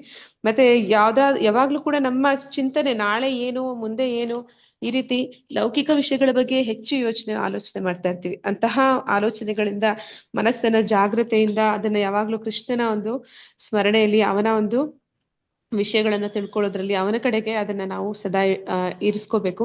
ಆ ರೀತಿ ಮಾಡ್ದಿರ ನಾವು ಲೌಕಿಕ ವಿಷಯಗಳ ಕಡೆಗೆ ಹೆಚ್ಚು ಗಮನ ಕೊಟ್ವಿ ಅಂತಂದ್ರೆ, ಅಥವಾ ಯಾವ್ದಾದ್ರು ಅತಿಯಾದ ಕೋಪ ಅಥವಾ ಶೋಕಕ್ಕೆ ನಮ್ಮ ಮನಸ್ಸಿನ ಬುದ್ಧಿನ ಕೊಟ್ಟಿದೀವಿ ಅಂತಂದ್ರೆ, ಅಲ್ಲಿ ಕೃಷ್ಣ ಪ್ರಜ್ಞೆ ಅಥವಾ ಕೃಷ್ಣನಿಗೆ ಆ ಹೃದಯದಲ್ಲಿ ಜಾಗ ಇರೋದಿಲ್ಲ. ಆ ಕಾರಣದಿಂದ ಇಂತಹ ವಿಷಯಗಳನ್ನ ತಪ್ಪಿಸ್ಬೇಕು ಅಂತ ಇಲ್ಲಿ ಹೇಳ್ತಾ ಇದ್ದಾರೆ. ಆಮೇಲೆ ಮಾತಾಜಿ ಹರಿಕೃಷ್ಣ, ಮಾತಾಜಿ ಇದು ಕೃಷ್ಣ ಹೇಳ್ತಾ ಇರ್ತಾನೆ, ಒಂದು ಶ್ಲೋಕ ಇದೆ ಅದ್ರಲ್ಲಿ, ನಾನು ಯಾವ್ದಾದ್ರು ಭಕ್ತನ ಮೇಲೆ ಬಹಳ ಪ್ರೀತಿ ನನ್ ಮಾಡ್ಬಿಟ್ರೆ ಅವನ್ನೆಲ್ಲಾನು ಸರ್ವ ಹರಶ್ಯಾಮಿ ಅಂತ. ಆ ಶ್ಲೋಕ ಪ್ರಭುಪಾದವ್ರು ಯಾವಾಗೂ ಓದ್ ಕೂಡ್ಲೆ ಅವ್ರಿಗೆ ಬಹಳ ಒಂಥರ ಹೆದರಿಕೆ ಆಗ್ತಾ ಇರ್ತದೆ. ಅವ್ರ ಲೈಫಲ್ಲೂ ಹಾಗೆ ಮಾಡ್ತಾನೆ ಕೃಷ್ಣ. ಅವನ ಮೇಲೆ ಅಪಾರವಾದ ಕೃಪೆಯನ್ನ ತೋರ್ಬಿಡ್ತಾರೆ.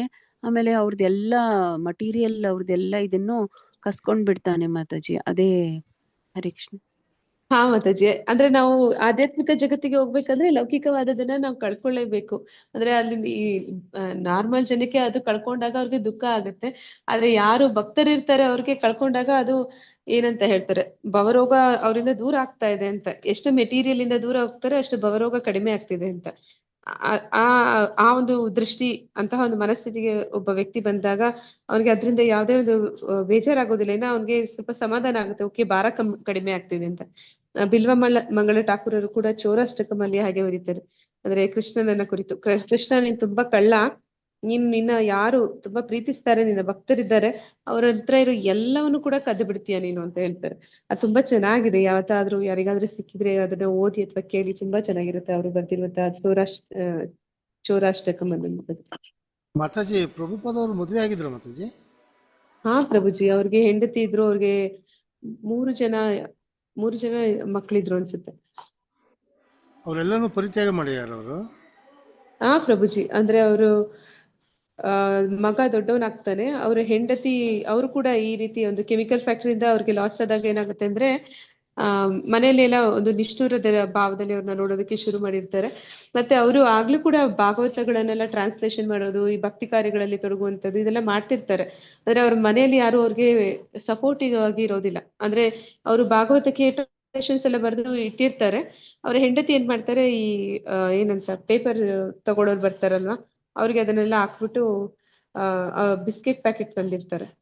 ಆಗ ಅವ್ರಿಗೆ ಬೇಸರ ಆಗುತ್ತೆ. ಹೋಗಿ ಕೇಳ್ತಾರೆ ಅವ್ರ ಹೆಂಡ್ತಿನ, ಏನಾಯ್ತು, ಎಲ್ಲಿ ಹೋಯ್ತು ನಾನು ಬರ್ತಿದ್ದೇನೆ, ಹೀಗೆ ಪೇಪರ್ ನೋಡ್ಗೆ ಹಾಕ್ಬಿಟ್ಟಿದೀನಿ, ಅದರಿಂದ ನಾನು ಬಿಸ್ಕೆಟ್ ಕಾಫಿ, ಅಂದ್ರೆ ಅವ್ರಿಗೆ ತುಂಬಾ ಇದಿರುತ್ತೆ, ಟೀ ಅಭ್ಯಾಸ ಇರುತ್ತೆ, ಅದನ್ನ ತಗೊಂಬಂದಿದ್ದೀನಿ ಅಂತ. ಅದಕ್ಕೆ ಅವರು ಸಾಧಾರಣವಾಗಿ ಮಾತಾಡ್ತಾರೆ ಇಬ್ರು. ಅಂದ್ರೆ ಕೇಳ್ತಾರೆ ಅವ್ರು, ನಿನ್ಗೆ ಟೀ ಬಿಸ್ಕೆಟ್ ಬೇಕಾ, ನಿನ್ನ ಗಂಡ ಬೇಕಾ ಅಂತ ಕೇಳ್ತಾರೆ. ಆಗ ಅವರು ನಕ್ಕೊಂಡು ತಮಾಷೆಯಾಗಿ, ನನಗೆ ಟೀ ಬಿಸ್ಕೆಟೇ ಬೇಕು, ನನ್ ಗಂಡದ್ಗಿಂತ ಹೆಚ್ಚು ಅಂತ. ಆಮೇಲೆ ಅವರು ಸರಿ ಅದೇ ಮಾತೆ ಆಯ್ತು ಅಂತ ಹೇಳಿ ಅವ್ರೆಲ್ಲವನ್ನು ಕೂಡ ಅವರ ಒಂದು ಇವ್ರಿಗೆ ಕೊಟ್ಬಿಡ್ತಾರೆ. ದೊಡ್ಡ ಮಗನಿಗೆ ಆ ಒಂದು ಜವಾಬ್ದಾರಿಯನ್ನು ವಹಿಸ್ಕೊಟ್ಬಿಟ್ಟು ಅವರು ಸನ್ಯಾಸ ಸ್ವೀಕಾರ ಮಾಡ್ಕೊಂಡು ಬಂದ್ಬಿಡ್ತಾರೆ.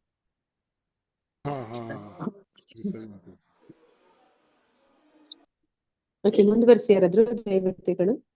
ಹರೇ ಕೃಷ್ಣ ಮಾತಾಜಿ. ಹೋದ್ಲಾ ಮಾತಾಜಿ? ಮಾತಾಜಿ, ನೀವ್ ಚೌರಾಗ್ರಗಣ್ಣ ಹೇಳಿದ್ರಲ್ಲ, ಅದ್ರದ್ದು ಒಂದೇ ಲೈನ್ ಹೇಳ್ತೀನಿ ಮಾತಾಜಿ. ಒಂದೇ ಲೈನ್ ವ್ರಜೆ ಪ್ರಸಿದ್ಧಂ ನವನೀತ ಚೌರಂ ಗೋಪಾಂಗನಾನಾಂ ಚದುಕೂಲ ಚೌರಂ ಅನೇಕ ಜನ್ಮಾಚಿತ ಪಾಪ ಚೌರಂ ಚೌರಾಗ್ರಗಣ್ಯಂ ಪುರುಷಂ ನಮಾಮಿ. ವ್ರಜಧಾಮದಲ್ಲಿ ಪ್ರಸಿದ್ಧ ಬೆಣ್ಣೆ ಕದಿಯುವವ ಮತ್ತು ಗೋಪಿಗಳ ವಸ್ತ್ರಗಳನ್ನು ಹರಣ ಮಾಡುವವ, ತನ್ನ ಆಶ್ರಯ ಪಡೆದ ಅನೇಕರ ಜನ್ಮ ಜನ್ಮಾಂತರದ ಪಾಪಗಳನ್ನು ಹರಣ ಮಾಡುವ ಚೌರಾಗ್ರಗಣ್ಯ ಪುರುಷನಿಗೆ ನಾನು ನಮಸ್ಕರಿಸುವೆ. ಶ್ರೀಮತಿ ರಾಧಾರಾಣಿಯ ಹೃದಯವನ್ನು ಹರಣ ಮಾಡುವ, ನೂತನ ಜಲಧಾರಿಯಲ್ಲಿಯ ಶ್ಯಾಮಕಾಂತಿಯನ್ನು ಹರಣ ಮಾಡುವ ಮತ್ತು ನಿಜ ಚರಣಾಶ್ರಿತರ ಎಲ್ಲ ಪಾಪತಾಪಗಳನ್ನು ಹರಣ ಮಾಡುವ ಚೌರಾಗ್ರಗಣ್ಯ ಪುರುಷನಿಗೆ ನಾನು ನಮಸ್ಕರಿಸುವೆ. ಯಾರು ತಮ್ಮ ಆಶ್ರಿತರನ್ನು ತಿರಸ್ಕರಿಸಿ ರಹದಾರಿಯ ಮೇಲೆ ಅಲೆದಾಡುವ ಭಿಕ್ಷುಕರನ್ನಾಗಿ ಮಾಡುತ್ತಾರೋ ಹಾಯ್, ಅಂತಹ ಭಯಾನಕ ಚೋರನು 3 ಲೋಕಗಳಲ್ಲಿ ಕೇಳಲು ಅಥವಾ ನೋಡಲು ಸಿಗುವುದಿಲ್ಲ. ಯಾರ ಹೆಸರನ್ನು ಕೇವಲ ಉಚ್ಚಾರ ಮಾಡುವುದರಿಂದ ಪರ್ವತಕ್ಕೆ ಸಮಾನವಾದ ವಿಶಾಲ ಪಾಪಗಳೂ ಸಹ ನಷ್ಟವಾಗುತ್ತದೋ ಅಂತಹ ಆಶ್ಚರ್ಯಕರ ರೂಪವಂತ ಚೋರನನ್ನು ನಾನಂತೂ ಎಂದೂ ನೋಡಿಲ್ಲ ಅಥವಾ ಅಂತವರ ಬಗ್ಗೆ ಕೇಳಿಲ್ಲ.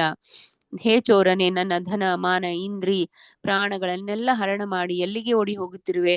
ಕಾರಣ ಇಂದು ನೀನು ಭಕ್ತಿ ರೂಪದ ದಾರವನ್ನು ಧಾರಣ ಮಾಡಿ ನನ್ನ ಮೂಲಕ ಕಟ್ಟಲ್ಪಟ್ಟಿರುವೆ. ನೀನೇ ಯಮರಾಜನ ಭಯಂಕರವಾದ ಪಾಶ ಬಂಧವನ್ನು ಹರಿಯುವೆ, ಸಂಸಾರದ ಭಯಂಕರವಾದ ಪಾಶಬಂಧವನ್ನು ಬಿಡಿಸುವೆ ಮತ್ತು ಎಲ್ಲ ಜನರ ಎಲ್ಲ ಬಂಧನಗಳನ್ನು ತೊರೆಯುವೆ. ಆದರೆ ನಿನ್ನ ಪ್ರೇಮ ಭಕ್ತಿಯ ಮೂಲಕ ರಚಿಸಿದ ಪ್ರೇಮಮಯ ಬಂಧನವನ್ನು ಮಾತ್ರ ಬಿಡಿಸಲಾರೆ. ನನ್ನ ಸರ್ವಸ್ವವನ್ನು ಹರಣ ಮಾಡುವ ಚೋರು ರೂಪನಾದ ಹರಿಯೇ, ಇಂದು ನಾನು ನಿನಗೆ ನನ್ನ ಅಜ್ಞಾನ ರೂಪ ಅಂಧಕಾರ ಭಯಂಕರ ಮತ್ತು ದುಃಖಮಯ ಮನಸ್ಸಿನ ಕಾರಾಗೃಹದಲ್ಲಿ ಬಂಧಿಸಿದ್ದೇನೆ. ಈ ಪ್ರಕಾರ ನಿನ್ನ ಚೋರನ ರೂಪದ ದೋಷಗಳ ಉಚಿತ ಅವಲೋಕನವನ್ನು ಬಹಳ ಹೊತ್ತಿನವರೆಗೆ ಮಾಡುತ್ತಿರುವೆ. ನನ್ನ ಸರ್ವಸ್ವವನ್ನು ಹರಣ ಮಾಡುವ ಕೃಷ್ಣನೇ, ನನ್ನ ಭಕ್ತಿರೂಪ ಪಾಶಗಳಿಂದ ದೃಢಬಂಧನವನ್ನು ನಿಶ್ಚಯಗೊಳಿಸಿ ನನ್ನ ಹೃದಯ ರೂಪದ ಕಾರಾಗೃಹದಲ್ಲಿ ಸದಾ ವಾಸವಾಗಿರು. ಕಾರಣ ನಾನು ನನ್ನ ಹೃದಯರೂಪಿ ಕಾರಾಗೃಹದಲ್ಲಿ ಕೋಟ್ಯಾವಧಿ ಕಲ್ಪದಲ್ಲಿಯೂ ಸಹ ವಿಮುಕ್ತವಾಗಿ ಇರಲಾರೆ. ಈ ಅಷ್ಟಕದಲ್ಲಿ ಹರೇ ಕೃಷ್ಣ ಮಾತಾಜಿ.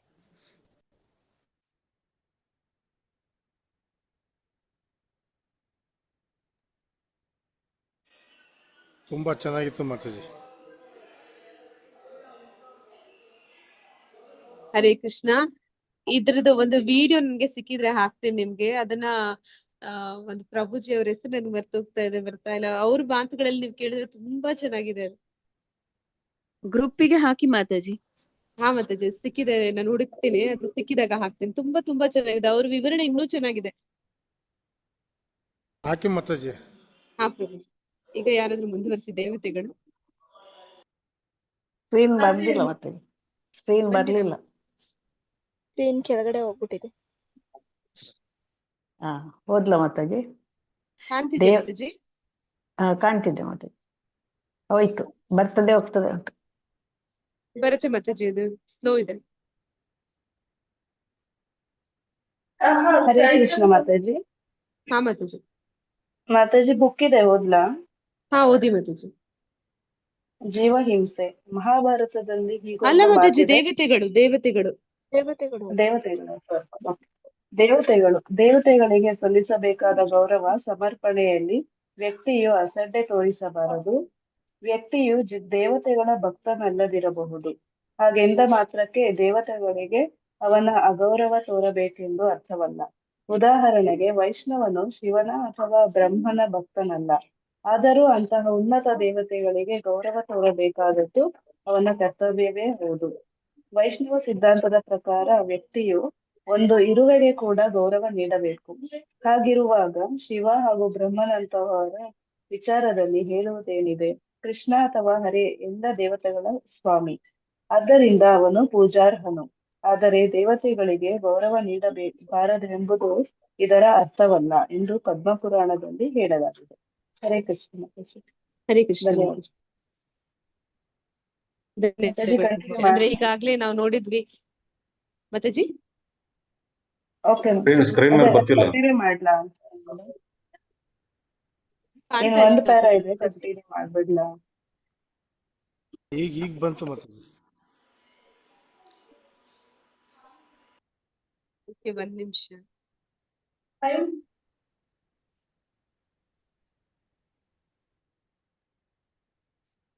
ಈಗ ಮಾತಾಜಿ ಇದೆ, ಬಟ್ ತುಂಬಾ ಇವಾಗ ಕರೆಕ್ಟ್ ಆಗಿದೆ. ಬಂತು ಮಾತಾಜಿ.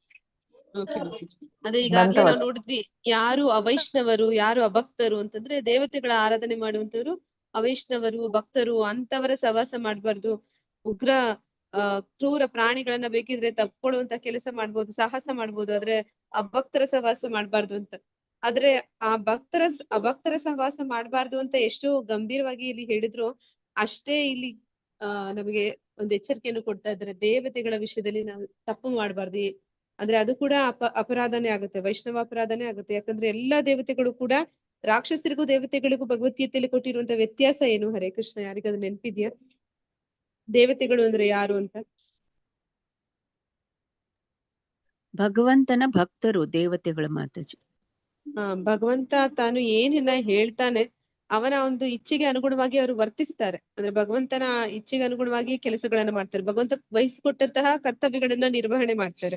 ಅಂತಹ ಭಗವಂತನ ಭಕ್ತರು ಯಾರಿದ್ದಾರೆ ಅವರಿಗೆ ಯಾವತ್ತೂ ನಾವು ಅಸಡ್ಡೆ ಮಾಡುವಂತದ್ದು, ಅವರನ್ನ ನಿಷ್ಠೂರ ಮಾಡುವಂತದ್ದು ಅಂತಹ ಕಾರ್ಯಗಳಲ್ಲಿ ತೊಡಗಬಾರ್ದು. ಅಂದ್ರೆ ಇಲ್ಲಿ ನಾವು ವೈಷ್ಣವರು ಭಗವಂತನನ್ನ ವಿಷ್ಣುವಿನ ಆರಾಧನೆ ಮಾಡ್ತಾರೆ. ಅಂದ್ರೆ ಬ್ರಹ್ಮ ಶಿವನನ್ನ ಅವರು ಆರಾಧನೆ ಮಾಡದೇ ಇರ್ಬೋದು. ಆದ್ರೆ ಆಗಂದ ಮಾತ್ರಕ್ಕೆ ಬ್ರಹ್ಮ ಅಥವಾ ಶಿವ ಅವರು ಕಡಿಮೆ ಅಂತ ಅಲ್ಲ, ಅವರು ಕೂಡ ಮಹಾ ವೈಷ್ಣವರೇ. ಅಂದ್ರೆ ಭಗವಂತ ಕೃಷ್ಣನ ಒಂದು ಸೃಷ್ಟಿ ಕಾರ್ಯದಲ್ಲಿ ಬ್ರಹ್ಮ ತೊಡಗಿದ್ರೆ ಭಗವಂತನ ಒಂದು ಆಜ್ಞೆ ಮೇರೆಗೆ ಈ ಒಂದು ಭೌತಿಕ ಜಗತ್ತಿನ ನಿರ್ವಹಣೆಯನ್ನ ಒಂದು ಶಿವ ಶಂಭು ಮಾಡ್ತಾ ಇದ್ದಾನೆ. ಹೀಗಿರ್ಬೇಕಾದ್ರೆ ಅಂತವರಿಗೆ ನಾವು ಯಾವತ್ತೂ ಆ ಗೌರವಗಳನ್ನ ಸಲ್ಲಿಸಬಾರ್ದು. ಅಂದ್ರೆ ಅವರ ಸ್ಥಾನಗಳನ್ನ ನಾವು ತಿಳ್ಕೊಂಡು ಅದಕ್ಕೆ ತಕ್ಕ ಹಾಗೆ ಅವರಿಗೆ ಗೌರವಗಳನ್ನು ಕೂಡ ಕೊಡ್ಬೇಕು. ಅಂದ್ರೆ ಅವರನ್ನ ಸಂಧಿಸಿದಾಗ ಅಂದ್ರೆ ಅವ್ರ ದೇವಸ್ಥಾನದಲ್ಲಿ ಅವರ ದರ್ಶನ ಮಾಡಿದಾಗ ನಾವು ಕೇಳ್ಕೋಬೇಕು, ನಿಮ್ಮ ಹಾಗೆ ಭಗವಂತನ ಭಕ್ತಿ ಸೇವೆ ಮಾಡುವಂತಹ ಒಂದು ಭಾಗ್ಯ ನಮ್ಗೆ ಸಿಗ್ಲಿ, ನೀವೇಗೆ ಭಗವಂತನ ಭಕ್ತರಾಗಿದ್ದೀರಾ ಅಂತಹ ಭಕ್ತಿ ನಮ್ಮಲ್ಲೂ ಕೂಡ ಮೂಡಲಿ ಅಂತ ಹೇಳಿ ಅವರನ್ನ ಕೇಳ್ಕೋಬೇಕು. ಆ ರೀತಿ ಅವರನ್ನ ಪ್ರಾರ್ಥನೆ ಮಾಡ್ಬೇಕು, ಅವ್ರಿಗೆ ನಮಸ್ಕಾರ ಮಾಡ್ಬೇಕು. ಆದ್ರೆ ಅಲ್ಲಿ ನಾವು ಹೇಳ್ತಾ ಇಲ್ಲ ನೀವು ಹೋಗಿ ವ್ರತಗಳನ್ನ ಮಾಡಿ ಅಥವಾ ಪೂಜೆಗಳನ್ನ ಮಾಡಿ ಅಂತದನ್ನೆಲ್ಲ ಹೇಳ್ತಿಲ್ಲ. ಆದ್ರೆ ಹೃದಯದಿಂದ ಅವ್ರಿಗೆ ಗೌರವಗಳನ್ನ ಸಲ್ಲಿಸ್ಬೇಕು. ಮತ್ತೆ ಅವ್ರ ಹತ್ರ ಕೇಳ್ಕೊಳ್ಳುವಂತ ಪ್ರಾರ್ಥನೆಗಳು ಅದು ಬೇರೆ ರೀತಿ ಇರುತ್ತೆ. ಅಂದ್ರೆ ನೀವ್ ದೇವೋತ್ತಮ ಪರಮ ಪುರುಷ ಅನ್ನುವಂತ ರೀತಿಯಲ್ಲಿ ಅವ್ರನ್ನ ಕೇಳೋದಿಲ್ಲ, ಅಥವಾ ಅವ್ರ ಹತ್ರ ಹೋಗಿ ನನ್ಗೆ ಲೌಕಿಕವಾದದ್ದು ಇದು ಬೇಕು ಅದು ಬೇಕು ಅಂತ ಕೇಳುವಂತದ್ದಲ್ಲ. ಆಧ್ಯಾತ್ಮಿಕವಾಗಿ ನಾನು ಮುಂದುವರಿಯೋದಕ್ಕೆ, ಭಕ್ತಿಯಲ್ಲಿ ತೊಡಗೋದಿಕ್ಕೆ ನನಗೆ ಸಹಾಯ ಮಾಡಿ ಅನ್ನುವಂತಹ ರೀತಿಯಲ್ಲಿ ಅವರನ್ನ ಕೇಳ್ಕೋಬಹುದು. ಅಂದ್ರೆ ಯಾವತ್ತೂ ಕೂಡ ಅವರನ್ನ ಕಡಿಮೆ ಅನ್ನೋ ರೀತಿಯಲ್ಲಿ ನಾವು ಅಂದ್ರೆ ಹೇಳ್ತಾರೆ ಇಲ್ಲಿ ಅದನ್ನ ಹೇಳ್ತಾ ಇದ್ರೆ, ಒಂದು ಇರುವೆಗೂ ಕೂಡ ಆ ಗೌರವವನ್ನ ನಿಜವಾದ ಭಕ್ತನಾದವನು ತೋರಿಸೋದಿಲ್ಲ ಅಂತ. ಹಾಗಿರ್ಬೇಕಾದ್ರೆ ದೇವತೆಗಳನ್ನ ನಾವು ತಪ್ಪಾದ ರೀತಿಯಲ್ಲಿ ನಾವು ಅವ್ರಿಗೆ ಅಗೌರವಗಳನ್ನು ಸಲ್ಲಿಸುವಂತದ್ದು ಅದು ಗುರುತರವಾದ ಅಪರಾಧ ಅಂತ ಹೇಳಿ ಹೇಳ್ತಾ ಇದ್ದಾರೆ. ಹರೇ ಕೃಷ್ಣ. ಜೀವ ಹಿಂಸೆ ಕೊನೆಯದು. ಹರೇ ಕೃಷ್ಣ ಮಾತಾಜಿ. ಹರೇ ಕೃಷ್ಣ ಮಾತಾಜಿ. ಜೀವ ಹಿಂಸೆ ಇದೆ. ಯಾರು ಯಾವುದೇ ಜೀವಿಯ ಮನಸ್ಸನ್ನು ಘಾತಿಸನೋ, ನೋವಾಗುವಂತಹ ಏನನ್ನೂ ಮಾಡನೋ, ಯಾರು ಎಲ್ಲರನ್ನೂ ತಂದೆ ತನ್ನ ಮಕ್ಕಳನ್ನು ಪ್ರೀತಿಸುವಂತೆ ಪ್ರೀತಿಸುವನೋ, ಯಾರ ಹೃದಯವು ಶುದ್ಧವಾಗಿರುವುದೋ ಅಂತಹ ವ್ಯಕ್ತಿಯು ನಿಶ್ಚಯವಾಗಿಯೂ ದೇವೋತ್ತಮ ಪರಮಪುರುಷನ ಅನುಗ್ರಹಕ್ಕೆ ಪಾತ್ರನಾಗುತ್ತಾನೆ. ನಾಗರಿಕವೆಂದು ಹೇಳಿಕೊಳ್ಳುವ ಸಮಾಜದಲ್ಲಿ ಪ್ರಾಣಿಗಳ ವಿಚಾರದಲ್ಲಿ ತೋರಲಾಗುವ ಕ್ರೌರ್ಯದ ಬಗ್ಗೆ ವಿರೋಧ ವ್ಯಕ್ತವಾಗುವುದು ಆಗಾಗ ಕಂಡುಬರುತ್ತದೆ. ಆದರೆ ಅದೇ ಹೊತ್ತಿನಲ್ಲಿ ಕಸಾಯಿಖಾನೆಗಳನ್ನು ಚೆನ್ನಾಗಿಯೇ ನಡೆಸಿಕೊಂಡು ಬರಲಾಗಿದೆ. ವೈಷ್ಣವನ ನಡವಳಿಕೆ ಹೀಗಲ್ಲ. ಪ್ರಾಣಿ ವಧೆಯನ್ನಾಗಲಿ ಯಾವುದೇ ಜೀವಿಗಳಿಗೆ ನೋವುಂಟು ಮಾಡುವುದನ್ನಾಗಲಿ ವೈಷ್ಣವನು ಎಂದಿಗೂ ಬೆಂಬಲಿಸುವುದಿಲ್ಲ. ರೋಲ್ ಮಾಡಿ ಮಾತಾಜಿ. ಧನ್ಯವಾದಗಳು ಗುರುಜಿ. ಹರೇ ಕೃಷ್ಣ.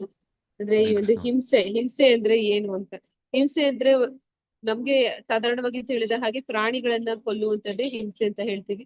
ಇಲ್ಲಿ ಇನ್ನೂ ಹೆಚ್ಚಿನ ವಿಷಯಗಳನ್ನ ಹೇಳ್ತಾ ಇದ್ದಾರೆ. ಅಂದ್ರೆ ಇನ್ನೊಬ್ಬರಿಗೆ ಮನಸ್ಸಿಗೆ ನೋವಾಗುವಂತೆ ಮಾತನಾಡುವಂಥದ್ದು, ಮತ್ತೆ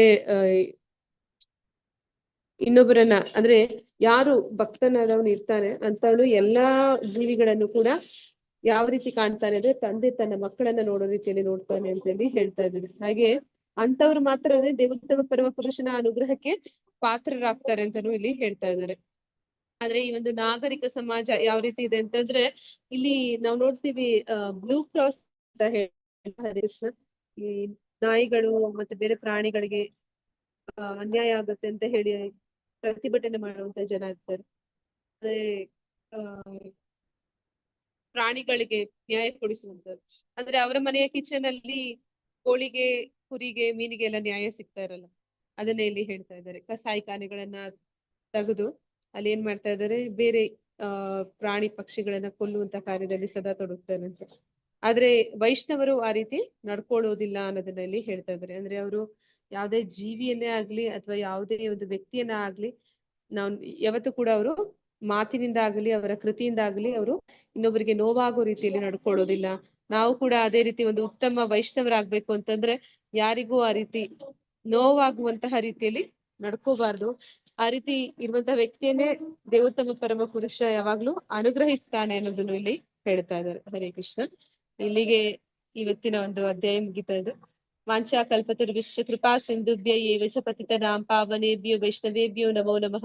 ಅನಂತ ಕೋಟಿ ವೈಷ್ಣವೃಂದ ಕಿ ಜೈ. ನಾಮಾಚಾರ್ಯ ಹರಿದಾಸ್ ಠಾಕುರ್ ಕಿ ಜೈ. ಇಲ್ಲಿ ಬಂದಿರುವಂತ ಎಲ್ಲ ಭಕ್ತರಿಗೂ ಯಾರಿಗಾದ್ರೂ ಏನಾದ್ರೂ ಪ್ರಶ್ನೆಗಳಿದ್ದಲ್ಲಿ ಕೇಳ್ಬೋದು. ಹರೇ ಕೃಷ್ಣ. ಬದ್ಧಾತ್ಮರು ಅಂದ್ರೆ ಏನ್ ಮಾಡೋದು? ಮಾತಾಜಿ ಆ ವಿಡಿಯೋ ಒಂದ್ ಹಾಕಿ ಮಾತಾಜಿ. ಹಾ ಮಾತಾಜಿ, ನಾನು ಅದು ಹುಡುಕ್ತೀನಿ. ನನ್ ತುಂಬಾ ತುಂಬಾ ಇಷ್ಟ ಆಗಿತ್ತು ಮಾತಾಜಿ. ಅವ್ರ ಬಾಯಲ್ಲಿ ಅವ್ರ ಮಾತಿಂದ ಕೇಳಿದ್ರೆ ನನ್ಗೆ ಅದು ತುಂಬಾ ಅಟ್ರಾಕ್ಷನ್ ಆಯ್ತು ಅದು. ಓಕೆ.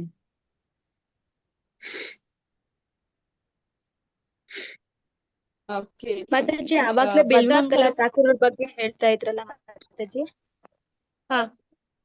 ಅದ್ರಲ್ಲಿ ಅವರು ಅಂದ್ರೆ ಮಗನ್ಗೆ ಎಲ್ಲಾ ಒಂದು ಇದನ್ನ ಒಪ್ಪಿಸ್ಬಿಟ್ಟು ಸನ್ಯಾಸತ್ವ ಸ್ವೀಕರಣ ಮಾಡಿದ್ರು ಅಂತ ಹೇಳ್ಬಿಟ್ಟು, ಅಂದ್ರೆ ಅವರು ಪ್ರಭುಪಾದರು. ಬಿಲ್ವಮಂಗಳ ಹರೇ ಕೃಷ್ಣ, ಅದು ಪ್ರಭುಪಾದರು, ಬಿಲ್ವಮಂಗಳ ಠಾಕೂರ್ ಅಲ್ಲ. ಪ್ರಭುಪಾದರು ಆ ರೀತಿ ಮಗನಿಗೆ ಜವಾಬ್ದಾರಿ ವಹಿಸಿಕೊಟ್ಟು ಸನ್ಯಾಸ ಸ್ವೀಕಾರ ಮಾಡಿ.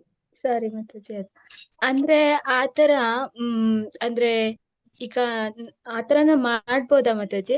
ಅಂದ್ರೆ ಅವರು ನಡ್ಸೋದಿಕ್ ಸಮರ್ಥರು ಅಂತ ಅನ್ಬಿಟ್ಟು ಅವ್ರಿಗೆ ಬಿಟ್ಕೊಂಡ್ ಕೊಟ್ಬಿಟ್ಟು ನಾವು ಕೃಷ್ಣ ಪ್ರಜ್ಞೆ ಅಥವಾ ಆ ಒಂದು ಭಗವಂತನ ಧ್ಯಾನ ಮಾಡ್ತಾ ನಾವು ಸನ್ಯಾಸತ್ವನ ಸ್ವೀಕರಣೆ ಮಾಡ್ಬಿಡ್ಬೋದಾ ಮಾತಾಜಿ? ಅದು ವ್ಯಕ್ತಿನೇ ಕೂಡ ಅವನ ಒಂದು ಲೌಕಿಕ ವಿಷಯಗಳನ್ನೆಲ್ಲ ಜವಾಬ್ದಾರಿಗಳನ್ನ ಅವರ ಮುಂದಿನ ಜನರೇಷನ್ಗೆ ಕೊಟ್ಟು, ಅವರು ಸನ್ಯಾಸ ಅಂತಂದ್ರೆ ಮನೆ ಬಿಟ್ಟು ಇವನ್ನೆಲ್ಲ ಹೋಗಿ ಅಂತ ಹೇಳ್ತಾ ಇಲ್ಲ. ಅವರು ಇದ್ದಲ್ಲಿಯೇ ಭಕ್ತಿಯಲ್ಲಿ ಗಂಭೀರವಾಗಿ ತೊಡಗಿ ಇನ್ನೂ ಹೆಚ್ಚು ಅಟ್ಯಾಚ್ಮೆಂಟ್ ಗಳನ್ನ ಬೆಳೆಸ್ಕೋಬೇಡಿ, ಮೊಮ್ಮಕ್ಕಳನ್ನ ನೋಡ್ಕೋತೀವಿ, ಇನ್ನ ಮಕ್ಕಳನ್ನ ನೋಡ್ಕೋತೀವಿ, ಅವ್ರನ್ನ ನೋಡ್ಕೋತೀವಿ, ಈ ರೀತಿ ನಿಮ್ಮ ಅಂದ್ರೆ ನಮಗೆ ಸಿಕ್ಕಿರುವಂತದ್ದು ತುಂಬಾ ಚಿಕ್ಕ ಒಂದು ಆಯಸ್ಸು. ಅದ್ರಲ್ಲಿ ಆಗ್ಲೇ ಅರ್ಧ ಆಯಸ್ಸು ನಮ್ದು ಹೋಗಿದೆ. ಇನ್ನು ಉಳಿದ ಅರ್ಧ ಆಯಸ್ಸನ್ನಾದ್ರೂ ಸ್ವಲ್ಪ ಗಂಭೀರವಾಗಿ ತಗೊಳ್ಳಿ. 50ರ ನಂತರ ಯಾವಾಗ ಯಾರಿಗೆ ಏನಾಗುತ್ತೆ ಅಂತ ಹೇಳೋದು ಗ್ಯಾರಂಟಿ ಇಲ್ಲ. ಅದಕ್ಕೆ ನೀವು ಪ್ರಿಪೇರ್ ಆಗಿ ಅಂತ ಹೇಳ್ತಾರೆ. ಆಯ್ತು, ನಿಮ್ದು ಇಲ್ಲಿವರೆಗೂ ಪ್ರಯಾಣ ಸುಗಮವಾಗಿ ಮುಗಿಸಿದ್ದೀರಾ, ಮುಂದಿನ ಪ್ರಯಾಣಕ್ಕೆ ನೀವು ಸಿದ್ಧತೆ ಮಾಡ್ಕೊಳ್ಳಿ ಅಂತ ಹೇಳ್ತಾರೆ. ಅಂದ್ರೆ ಅದ ಅರ್ಥ ಆತರ ಬರುತ್ತೆ ಅಲ್ವಾ ಮಾತಾಜಿ? ಅಂದ್ರೆ ನಾವು ಮನೇಲೆ ಇದ್ಕೊಂಡೇನೆ ಎಲ್ಲಾ ಬಂಧನಗಳನ್ನು ಸ್ವಲ್ಪ ಸ್ಟಾಪ್ ಮಾಡ್ಕೊಬೇಕು. ಅಂದ್ರೆ ಏನ್ ಅಟ್ಯಾಚ್ಮೆಂಟ್ ಅಂತ ಅನ್ಕೋತೀವೋ ಆ ಅಟ್ಯಾಚ್ಮೆಂಟ್ ಗಳನ್ನೆಲ್ಲಾನು ಕಡಿಮೆ ಮಾಡ್ಕೊಂಡು ಅಟ್ಲೀಸ್ಟ್ ಒಂದು 50 ನಂತರನಾದ್ರೂನು ಇನ್ನೂ ಹೆಚ್ಚು ಒಂದು ಭಕ್ತಿಗೆ ಬರೋದಿಕ್ಕೆ ನಾವು ಆದ್ಯತೆನ ಕೊಡ್ಬೇಕು ಅನ್ನೋದು ಅರ್ಥನಾ ಮಾತಾಜಿ ಅಲ್ಲಿ? ಹಾ ಮಾತಾಜಿ. ಪ್ರಭುಜಿ ಸಾರಿ ಪ್ರಭುಜಿ, ಬದ್ಧಾತ್ಮರು ಅಂತಂದ್ರೆ ಬಂಧನದಲ್ಲಿ ಇರುವಂತವ್ರು. ಅಂದ್ರೆ ಬದ್ಧಾತ್ಮರು ಅಂತಂದ್ರೆ ಡಿಪೆಂಡೆಂಟ್ ಅಂತ. ಅಂದ್ರೆ ಅವ್ರು ಎಲ್ಲೂ ಕೂಡ ಇಂಡಿಪೆಂಡೆಂಟ್ ಆಗಿ ಏನು ಮಾಡೋದಕ್ಕೆ ಆಗೋದಿಲ್ಲ. ಅಂದ್ರೆ ಈಗ ನಮ್ಗೆ ಸೂರ್ಯ ಇಲ್ಲ ಅಂತಂದ್ರೆ ನಮ್ಗೆ ಕಣ್ಣಿದ್ರು ಕೂಡ ಕಾಣಿಸೋದಿಲ್ಲ, ನಮ್ಗೆ ಏನು ಕಾಣಿಸೋದಿಲ್ಲ. ಮತ್ತೆ ನಮ್ಗೆ ಭಗವಂತನ ಮಳೆ, ದೇವತೆಗಳು ಮಳೆ, ನೀರು, ಗಾಳಿ, ಬೆಳೆ ಕೊಟ್ಟಿಲ್ಲ ಅಂದ್ರೆ ನಮ್ಗೆ ಆಹಾರ ಇಲ್ಲ. ಅಂದ್ರೆ ಹಾಗೆ ನಾವು ಎಲ್ಲದಕ್ಕೂ ಕೂಡ ಇನ್ನೊಬ್ಬರ ಮೇಲೆ ಅವಲಂಬಿತರಾಗಿರ್ತೀವಿ. ಅಂತವರನ್ನೇ ಬದ್ಧಾತ್ಮರು ಅಂತ ಹೇಳ್ತಾರೆ. ಮುಕ್ತಾತ್ಮರು ಅಂದ್ರೆ ಸ್ವತಂತ್ರರು. ಅವರು ಆಧ್ಯಾತ್ಮಿಕ ಜಗತ್ತಿನಲ್ಲಿ ಇರುವಂತವರೆಲ್ಲರೂ ಕೂಡ ಪರಿಪೂರ್ಣ ಸ್ವತಂತ್ರರು. ಆದ್ರೆ ಭೌತಿಕ ಜಗತ್ತಿನಲ್ಲಿ ಇರುವಂತವ್ರು ಪ್ರತಿಯೊಬ್ಬರು ಕೂಡ ಬದ್ಧಾತ್ಮರು. ಅಂದ್ರೆ ಇವರಿಗೆ ಇನ್ನೊಬ್ಬರ ಮೇಲೆ, ಅಂದ್ರೆ ಭಗವಂತನ ಮೇಲೆ, ದೇವತೆಗಳ ಮೇಲೆ, ಎಲ್ಲರ ಮೇಲೆ ಅವರು ಅವಲಂಬಿತರಾಗಿರ್ತಾರೆ. ಸ್ವತಂತ್ರವಾಗಿ ಏನನ್ನು ಮಾಡೋದಕ್ಕೆ ಅವ್ರಿಗೆ ಆಗೋದಿಲ್ಲ ಅಂತ ಪ್ರಭುಜಿ. ಹರೇ ಕೃಷ್ಣ. ಧನ್ಯವಾದ ಮಾತಾಜಿ. ಇದು ಜಪ ಯಾಗ ಮಾಡ್ಬೇಕಾದ್ರೆ ಮಾತಾಜಿ, ನಾನು ಇಷ್ಟು ದಿವಸಗಳ ಕಾಲ ನಿಮ್ಮ ವಿಡಿಯೋ ನೋಡಿದ್ಮೇಲೆ ಮಾತಾಜಿ ನನಗೆ ಸ್ವಲ್ಪ ಇದು ಕೃಷ್ಣಮಣಿ ಇಟ್ಕೊಂಡು ಪಂಚತತ್ವ ಮಂತ್ರ ಹೇಳ್ಕೊಟ್ಟಿದ್ರಲ್ಲ ಮಾತಾಜಿ.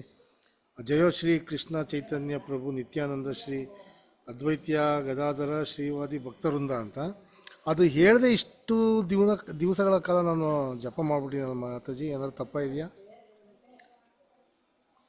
ಇಲ್ಲ ಪ್ರಭುಜಿ, ಈಗ ನಿಮ್ಗೆ ಗೊತ್ತಾಗಿದೆ ಅಲ್ವಾ? ಈಗ ಸರಿಯಾಗಿ ಮಾಡ್ತೀರಾ ಬಿಡಿ. ಅಂದ್ರೆ ಅದು ಏನು ಅಂದ್ರೆ, ಜಪ ಮಾಡುವಾಗ ನಾವು ಅನೇಕ ಅಪರಾಧಗಳನ್ನ ಮಾಡ್ತೀವಿ. ಆಗ ಚೈತನ್ಯ ಮಹಾಪ್ರಭುಗಳು ಕರುಣಾವತಾರ, ಅವರಲ್ಲಿ ನಾವು ಕೇಳ್ಕೊಳ್ಳುವಂಥದ್ದು, ಅವರ ಅವರನ್ನ ಕೇಳ್ಕೊಳ್ಳುವಂಥದ್ದು, ನನ್ನ ಅಪರಾಧಗಳು ತಗ್ಗಿಸು ಭಗವಂತ, ನನ್ನ ಅಪರಾಧಗಳು ಆಗದೆ ಇರುವಂಗೆ ನನ್ನ ಕಾಪಾಡುವಂತ. ನಾನು ಇದುವರೆಗೂ ಈ ಮಂತ್ರ ಹೇಳಿದ್ರಿಲ್ಲ ಮಾತಾಜಿ. ಮಾಮೂಲಿ ಅದು ಹರೇ ಕೃಷ್ಣ ಮಂತ್ರ ಹೇಳ್ತಾ ಇದ್ದೆ. ಕೃಷ್ಣಮಣಿ ಇಟ್ಕೊಂಡು ಪಂಚತತ್ವ ಮಂತ್ರ ಹೇಳಿದ್ರಿಲ್ಲ. ಮೊನ್ನೆ ನಿಮ್ದು ವಿಡಿಯೋ ನೋಡಿದ್ಮೇಲೆ ಗೊತ್ತಾಗಿದ್ದು ನನಗೆ. ತುಂಬಾ ಚೆನ್ನಾಗಿ ಹೇಳ್ಕೊಟ್ಟಿದ್ದೀರಾ ಅದರಲ್ಲಿ. ದೀಕ್ಷೆ ತೆಗೆದುಕೊಳ್ಳೋದು ಅಂದ್ರೇನು?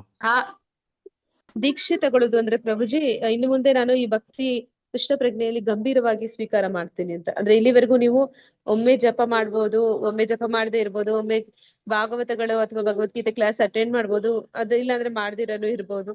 ಈ ರೀತಿ ಇರುವಂತ ವ್ಯಕ್ತಿಗಳು ಸ್ವಲ್ಪ ಹೋಗ್ತಾ ಹೋಗ್ತಾ ಪ್ರಭುಪಾದರು, ಇಸ್ಕಾನ್ ಮತ್ತೆ ಕೃಷ್ಣ ಪ್ರಜ್ಞೆ ಇದೆಲ್ಲ ಜ್ಞಾನವನ್ನ ಹೆಚ್ಚು ಹೆಚ್ಚು ತಿಳಿತಾ ಹೋದ್ಮೇಲೆ ನಾವು ಕೂಡ ಪ್ರಭುಪಾದರ ಒಂದು ಏನಂತ ಹೇಳ್ತಾರೆ, ಅವರ ಒಂದು ಈ ಒಂದು ದೊಡ್ಡ ಸೇವೆ, ಭಕ್ತಿ ಸೇವೆ ನಡೀತಿದೆಯಲ್ಲ, ಅದರಲ್ಲಿ ಒಂದು ಅಳಿಲು ಸೇವೆ ಮಾಡ್ತೀವಿ. ನಮ್ಮ ಕೈಯಲ್ಲೇ ಆದಂತಹ ಒಂದು ಪ್ರಚಾರ ಕಾರ್ಯದಲ್ಲಿ ತೊಡಗ್ತೇವೆ, ಅದನ್ನ ಗಂಭೀರವಾಗಿ ತಗೊಳ್ತೇವೆ ಅಂತ ಹೇಳಿ ಆ ಒಂದು ದೀಕ್ಷೆನ ತಗೊಳ್ಳುವಂಥದ್ದು. ಅಂದ್ರೆ ಗುರುವಿನ ಮೂಲಕ ಅದನ್ನ ಆ ಮಂತ್ರವನ್ನ ಸ್ವೀಕಾರ ಮಾಡುವಂಥದ್ದು, ಅಂದ್ರೆ ಅವರಿಗೆ ಸಂಕಲ್ಪ ಮಾಡುವಂಥದ್ದು, ಮತ್ತೆ ಅವರಿಗೆ ಮಾತು ಕೊಡುವಂಥದ್ದು, ಅದರಲ್ಲಿ ತೊಡಗೋದಕ್ಕೆ ನನಗೆ ಸಹಾಯ ಮಾಡಿ ಅಂತ ಅವರನ್ನ ಕೇಳ್ಕೊಡುವಂಥದ್ದು ಪ್ರಭುಜಿ.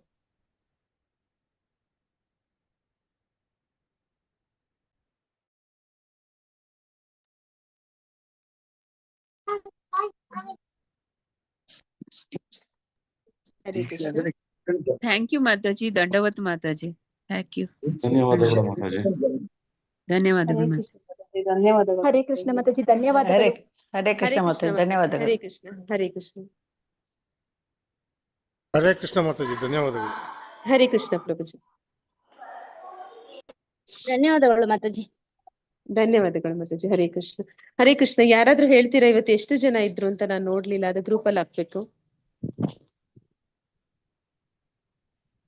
ನಂಬರ್ ಆಫ್ ಡಿವೋಟೀಸ್ ಎಷ್ಟಿದ್ರು ಅಂದ್ರೆ 24 25 ಇದ್ದಕ್ಕೆ ಮಾತಾಜಿ, 24 ಅದು. ಓಕೆ ಮಾತಾಜಿ, ಥ್ಯಾಂಕ್ಸ್ ಮಾತಾಜಿ. ಹರೇ ಕೃಷ್ಣ. ವೆಲ್ಕಮ್ ಮಾತಾಜಿ, ಧನ್ಯವಾದಗಳು. ಹರೇ ಕೃಷ್ಣ ಮಾತಾಜಿ, ಧನ್ಯವಾದಗಳು ಮಾತಾಜಿ. ಹರೇ ಕೃಷ್ಣ ಪ್ರಭುಜಿ. ಹರೇ ಕೃಷ್ಣ.